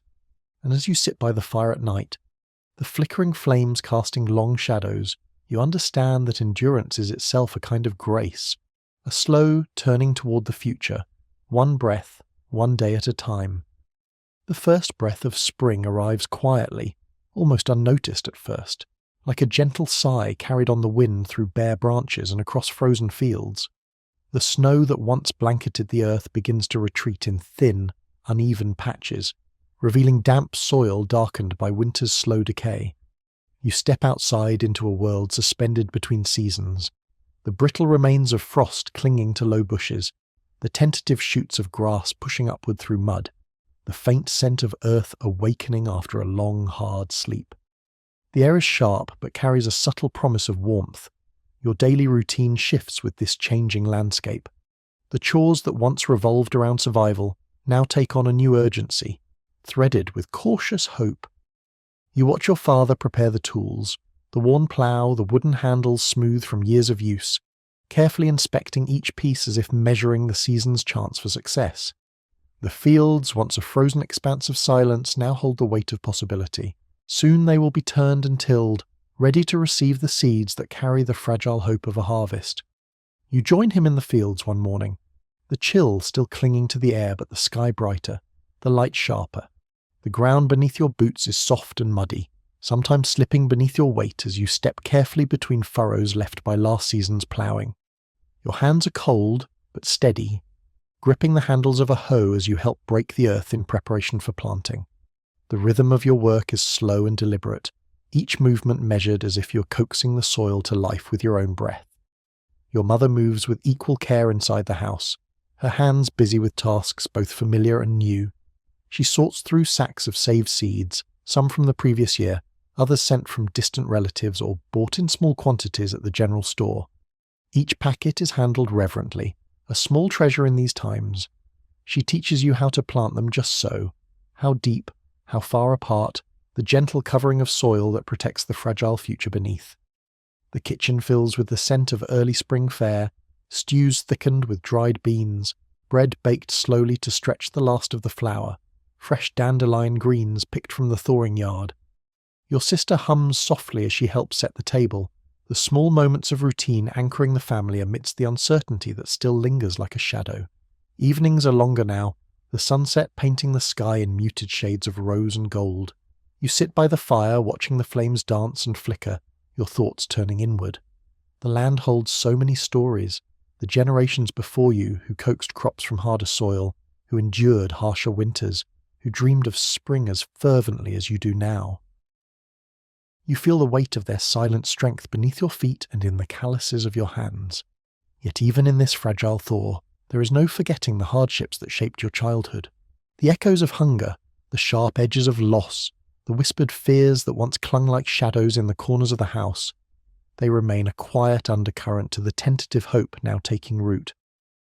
The lessons of the past are etched into every seed planted, every drop of sweat spilled in the fields. As night falls, the house settles into a calm hush. The wind outside stirs the bare branches against the window pane, a reminder that the world beyond remains wild and uncertain. But inside, the warmth of the hearth and the steady presence of your family create a fragile sanctuary. Here, amid the slow thaw and the planting of seeds, you begin to understand that growth, whether of crops or of courage or of dreams, is a patient and persistent thing. This season will not erase the scars of the past, but it offers something just as vital, the chance to keep moving forward, to nurture the smallest flickers of hope until they become strong enough to light the way through whatever comes next. The earth beneath your feet is softening, the future still unwritten, and with every careful step you help write its story. The sun climbs higher each morning, its pale light spilling over the fields with increasing warmth. The air carries the faint hum of awakening life, the buzz of insects, the distant song of a bird, the rustle of fresh leaves stretching toward the sky. The landscape around you is changing with a deliberate, slow grace. The mud softens beneath your boots, sticky and cool, holding the scent of earth turned over for the first time in months. The promise of growth lingers in every breath, in every handful of soil. You rise early each day to join your family in the fields, the chill of dawn still clinging to the air as you walk the well-worn path toward the farmland. Your hands, once raw from winter's cold, now bear the subtle grit of soil and sweat. The work is slow and heavy, planting rows of seeds with care, spacing them just so, pressing the earth gently to hold them safe. It is painstaking labour, but it carries with it a quiet pride, a sense of purpose that steadies your tired limbs. The sky stretches wide above, sometimes clear and bright, other times heavy with clouds that threaten rain. When the showers come, they fall soft and steady, soaking into the ground, feeding the seeds beneath. You take shelter beneath the wide branches of a lone oak, the rain pattering softly on its leaves, and listen to the steady rhythm as a lullaby to the land. These moments of pause feel sacred, a quiet communion with the earth that has held your family through generations. Your mother moves between kitchen and garden with tireless care. Inside the small house, she mends clothing, prepares meals and tends to the younger siblings, all while keeping a watchful eye on the growing garden just outside the door. The kitchen table is cluttered with jars of preserved fruits and vegetables, treasures saved from last summer's bounty, reminders of better days and a source of comfort when fresh food is scarce. There is a deeper rhythm to your days now, woven through with both hope and the weight of memory. Each seed planted is a step away from the harshness of the past, the empty cupboards, the cold nights, the long silences filled with worry. Yet, beneath the surface, those memories linger, a quiet reminder of how fragile this hope remains. In the evenings, the family gathers once more by the hearth. Your father's hands, rough and steady, share stories of the land, tales of seasons past, of droughts endured and storms weathered, of harvests that fed more than just bodies, but spirits too. His voice is soft but strong, a tether to history, and you listen closely, knowing these stories are the roots from which your own resilience will grow. Outside, the world moves forward in its slow, unyielding way. The wind carries the scent of fresh growth, the soft murmur of streams freed from ice. You watch as small shoots break through the soil, fragile but determined, and feel a kinship with these first signs of life. Like the seeds beneath the earth, you too are growing, learning the quiet strength of patience, the steady power of persistence. The work is never easy, the future never certain, but with each passing day you carry a little more light within you, The fields around you are a testament to survival, to the enduring bond between land and family. And in the long hours beneath the vast sky, you come to understand that resilience is not a grand gesture, but a quiet, ongoing act, the steady planting of hope in the soil of tomorrow. Summer arrives with a slow but relentless heat, the sun beating down on the fields with a fierce intensity that seems to press upon your skin and weigh heavily on your shoulders. The air shimmers in waves above the earth, dust rising with every step you take, clinging to your clothes and settling into your hair. The sky is a pale, washed-out blue, with only a few wisps of clouds drifting lazily, offering little relief from the sun's unyielding gaze. The farm feels alive in a new way. The crops you and your family planted months ago now stand tall, their green stalks swaying gently in the breeze. There is a strange beauty in the fields stretching out under the hot sky, but with it comes an unspoken tension. The work has grown heavier, the days longer, and the harvest still uncertain. Every moment in the sun is a test of endurance, a lesson in quiet perseverance. You rise before dawn each morning, the air still cool and fragrant with dew. Your hands are already calloused, muscles aching from weeks of labour. But there is no time to rest. There is always more to do, tending the rows, weeding stubborn patches, checking the fragile plants for signs of disease or drought. You learn to read the land like a book, watching the colour of leaves, the softness of the soil, the shape of clouds that might signal rain, or the lack of it. Your mother works tirelessly inside the small farmhouse, preserving what you can from the garden's bounty, canning tomatoes, drying herbs, and baking bread with the last of the flour. The kitchen is filled with the mingled sense of summer, sweet ripeness and earthiness, mingled with the faint smoke from the stove. She moves with practiced efficiency, her hands steady but tired, the lines of worry around her eyes deeper than before. Your father's face is etched with fatigue and resolve. The weight of responsibility presses heavily on him, not just for the farm and its uncertain future, but for the family who depends on him. His hands, strong and worn, carry the history of many seasons' worth of toil and sacrifice. When he speaks, it is in quiet tones, measured but firm, teaching you not just how to work the land, but how to bear the burdens that come with it. There are moments when the heat and exhaustion feel unbearable, when your limbs ache with a deep weariness that sleep alone cannot heal. Yet, you press on, knowing that the harvest depends on these long, slow days. You watch as your sister moves with you in the fields, her youthful energy a contrast to your own growing fatigue, but both of you bound by the same unspoken determination. Evenings come with little relief, the heat lingering in the walls of the house and the heavy air outside.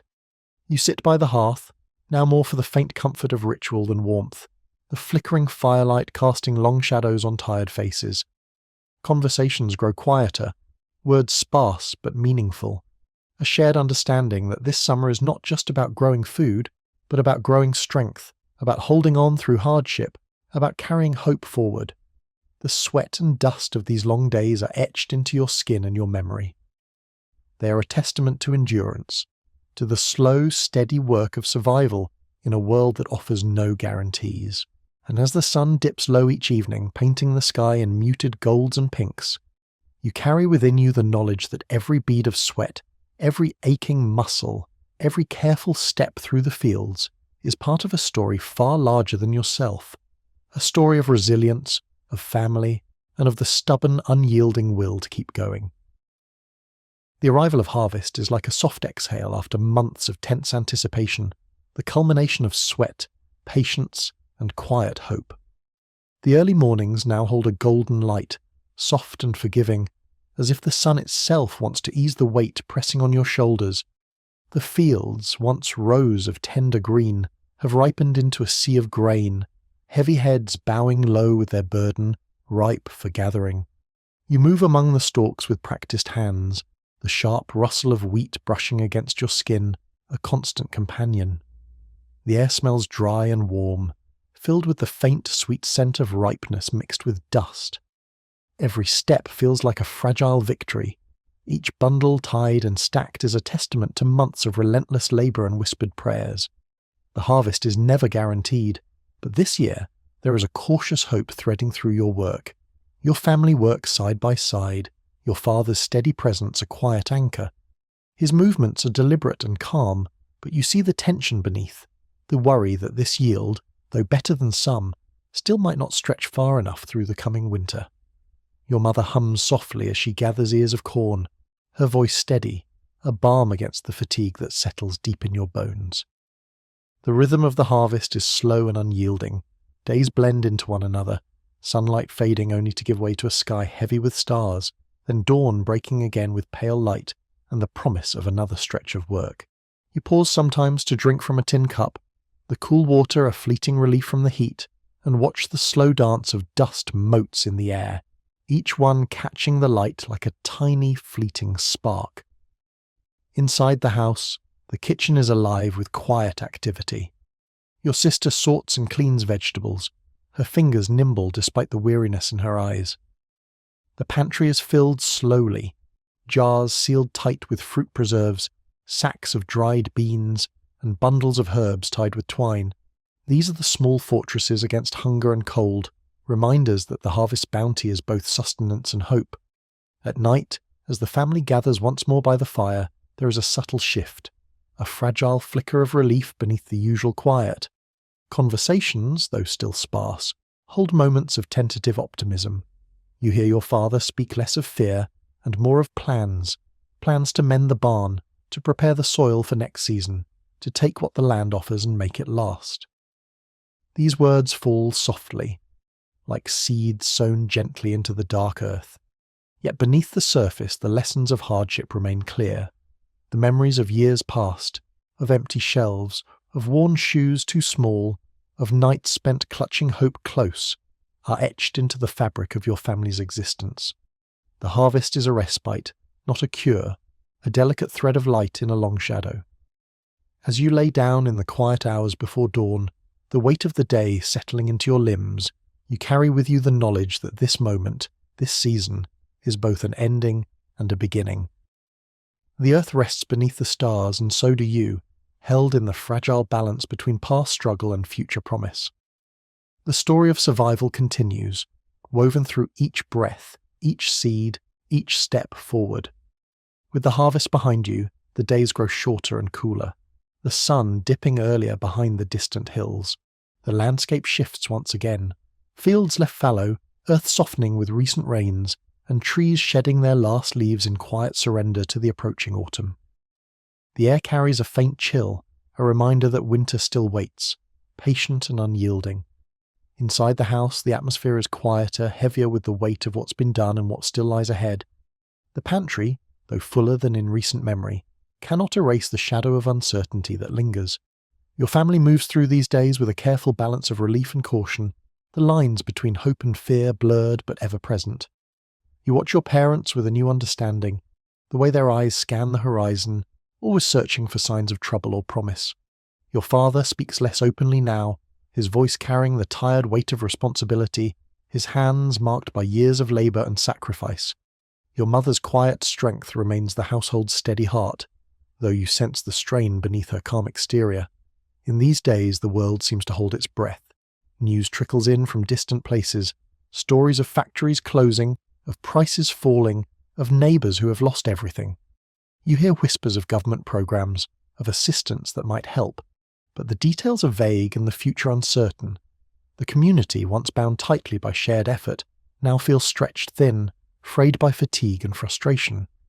Yet within this shadowed space, there are moments that flicker with unexpected warmth. A neighbour drops by with fresh eggs, a rare gift that brightens a grey afternoon. Children play quietly outside, their laughter soft but genuine, a small rebellion against the hardship that surrounds them. At night, the family gathers close, sharing stories not just of survival, but of dreams of better days, of open skies and full tables. You feel the tension of these times deep within yourself, a mixture of weariness and quiet determination. The past has taught you the cost of despair, but also the power of endurance. Every small kindness, every shared burden, every whispered hope becomes a thread woven into the fabric of your being. As the days grow colder, you prepare for the coming winter with careful hands, mending clothes, stacking firewood, tending the animals with gentle care. The rhythm of these tasks offers a strange comfort, a way to hold chaos at bay with steady, familiar movements. The shadows outside lengthen earlier each evening, but inside the house a fragile light persists. It is the light of resilience, of connection, of the slow, steady pulse of life that continues despite all uncertainty. And as you move through these days, you carry with you the quiet truth that even in the darkest moments, the heart can hold a flicker of hope, small, steady, and enough to keep moving forward. As the chill deepens and the first frost begins to lace the window panes with delicate patterns, the pace of life slows once more. The fields, now empty and resting, wear a thin blanket of morning mist that clings softly to the fading stalks and fallen leaves. Each breath you take carries the crispness of approaching winter, an unseen weight pressing gently against the skin, reminding you that the hardest months are yet to come. Inside the house, the warmth of the hearth feels more precious than ever. Your family moves quietly through the familiar tasks that winter demands, stacking firewood with steady hands, patching holes in worn clothing with careful stitches, and storing the last of the preserved fruits and vegetables with a sense of reverence. Every chore is layered with unspoken meaning, a way to hold the cold and hunger at bay through preparation and care. You watch your mother as she folds heavy blankets, her movements slow but purposeful, her eyes reflecting both fatigue and fierce love. Your father checks the stove and the chimney, his face drawn but resolute, knowing that the simple acts of maintenance carry the weight of survival. The animals are fed and sheltered, their soft breaths visible in the cold morning air, a fragile reminder of life's persistence. Outside, the world quiets beneath a pale grey sky. The skeletal trees stand bare and stark against the horizon, their branches etched like ink drawings against the fading light. Snow is still a distant promise, but the cold seeps deep into the bones of the land, and with it comes a stillness both harsh and beautiful. Your thoughts drift to the long winter nights ahead, hours filled with the crackle of firewood, the soft murmur of voices sharing stories and memories, and the quiet hum of hope threaded through the cold. You remember the hardships of seasons past, the hunger that gnawed at bellies, the empty chairs around the table, the whispered prayers for warmth and enough. But you also remember the strength that carried you through, the hands that worked together, the small acts of kindness that bridged despair, and the unbreakable bond of family. In these moments, you sense something deeper stirring within yourself, a quiet resilience shaped by the years of struggle and tempered by the enduring belief that life, no matter how fragile, will persist. The world outside may be cold and unyielding, but inside the walls of your home there is a flicker of warmth, a pulse of life steady and strong.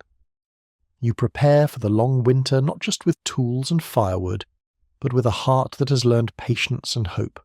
Each folded blanket, each mended shirt, each meal carefully stretched is a quiet act of defiance against the harshness of the world. It is a testament to the enduring human spirit, the unspoken promise that even in the coldest seasons there is light to be found, and that light lives within you, steady and unbroken. Winter settles fully now, wrapping the world in a thick, quiet blanket of snow that softens every sound and dims the sharp edges of the day. Outside, the fields are hidden beneath a pristine white, and the trees stand silent, their bare branches etched stark against the pale sky. The cold presses in through the cracks in the windows, a persistent reminder of the season's unforgiving hold.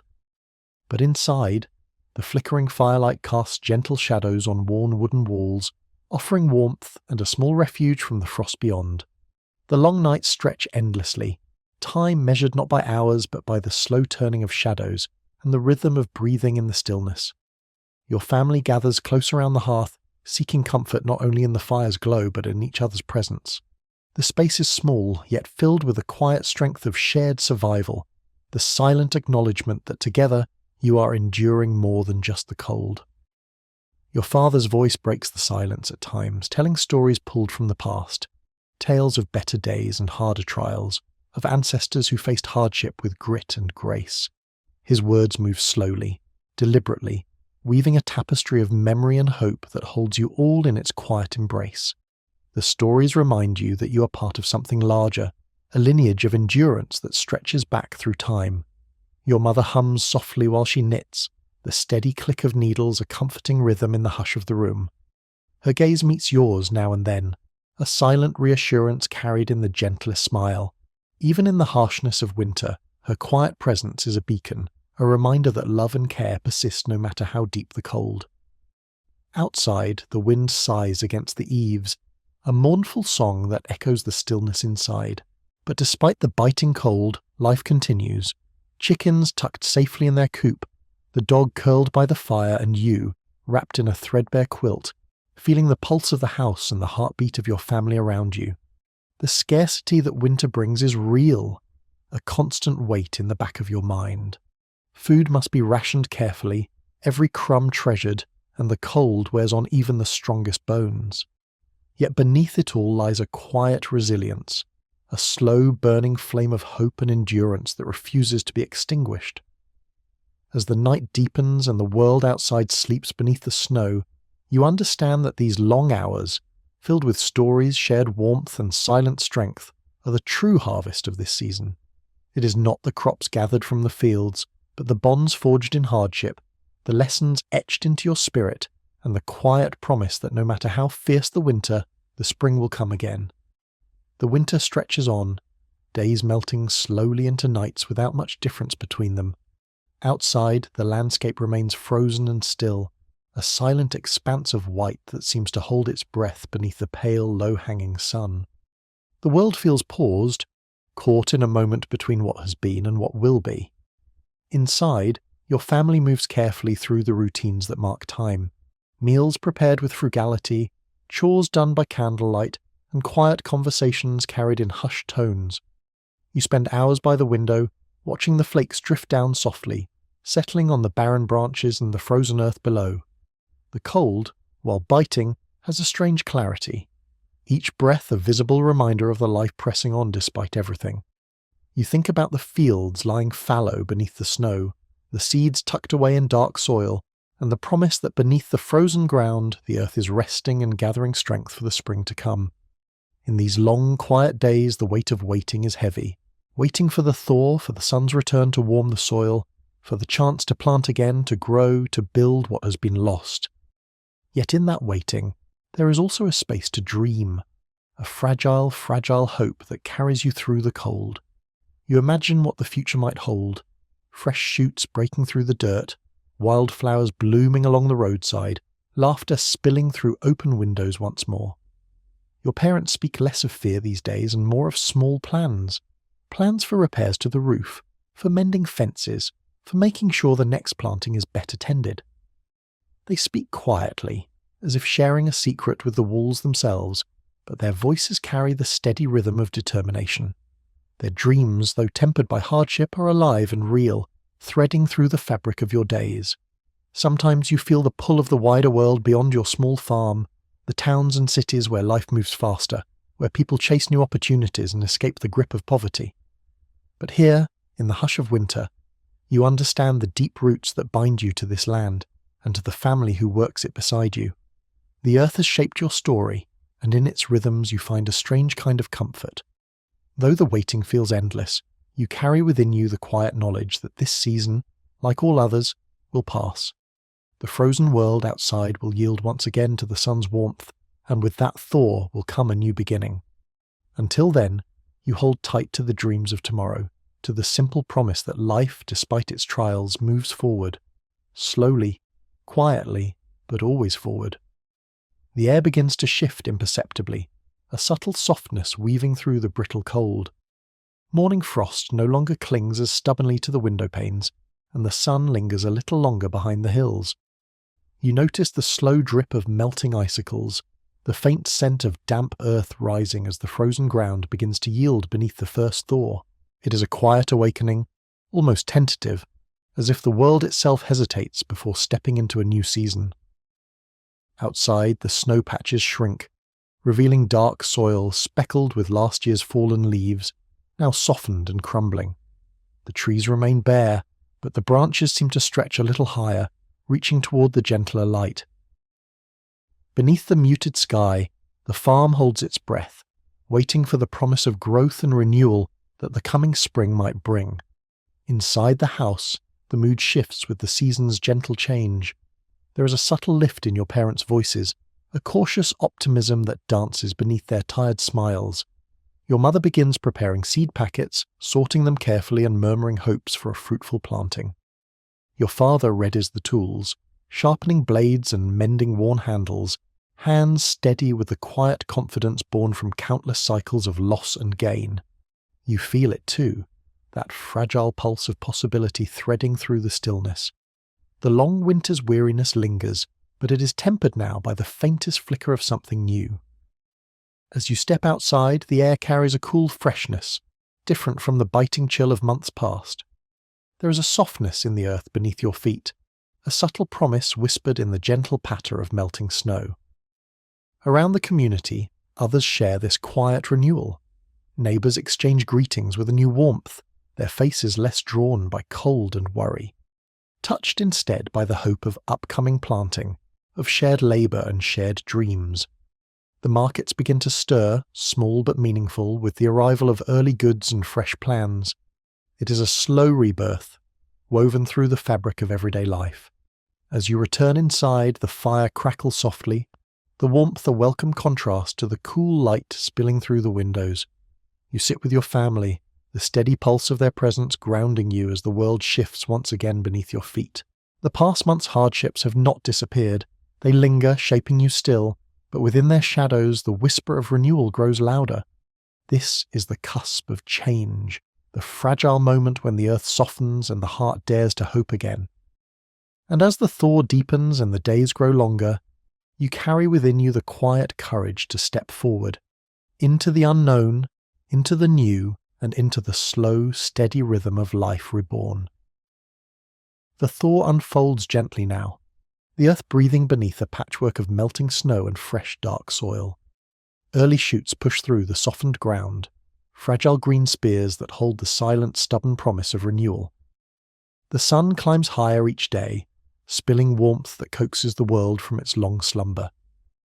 The air carries the faint scent of damp earth and budding life, subtle but unmistakable, as spring begins to unfurl in slow, deliberate waves. You move through the farmstead with a new sense of purpose. The cold that once seemed endless has given way to tentative hope, and every small task, turning the soil, planting seeds, tending to the animals, feels like an act of faith. Your family is quiet but determined, their faces touched by the faint glow of optimism born from the deep well of endurance carved over years of hardship. Around you, life reawakens in gentle ways. Birds return with soft songs, their melodies weaving through the crisp morning air.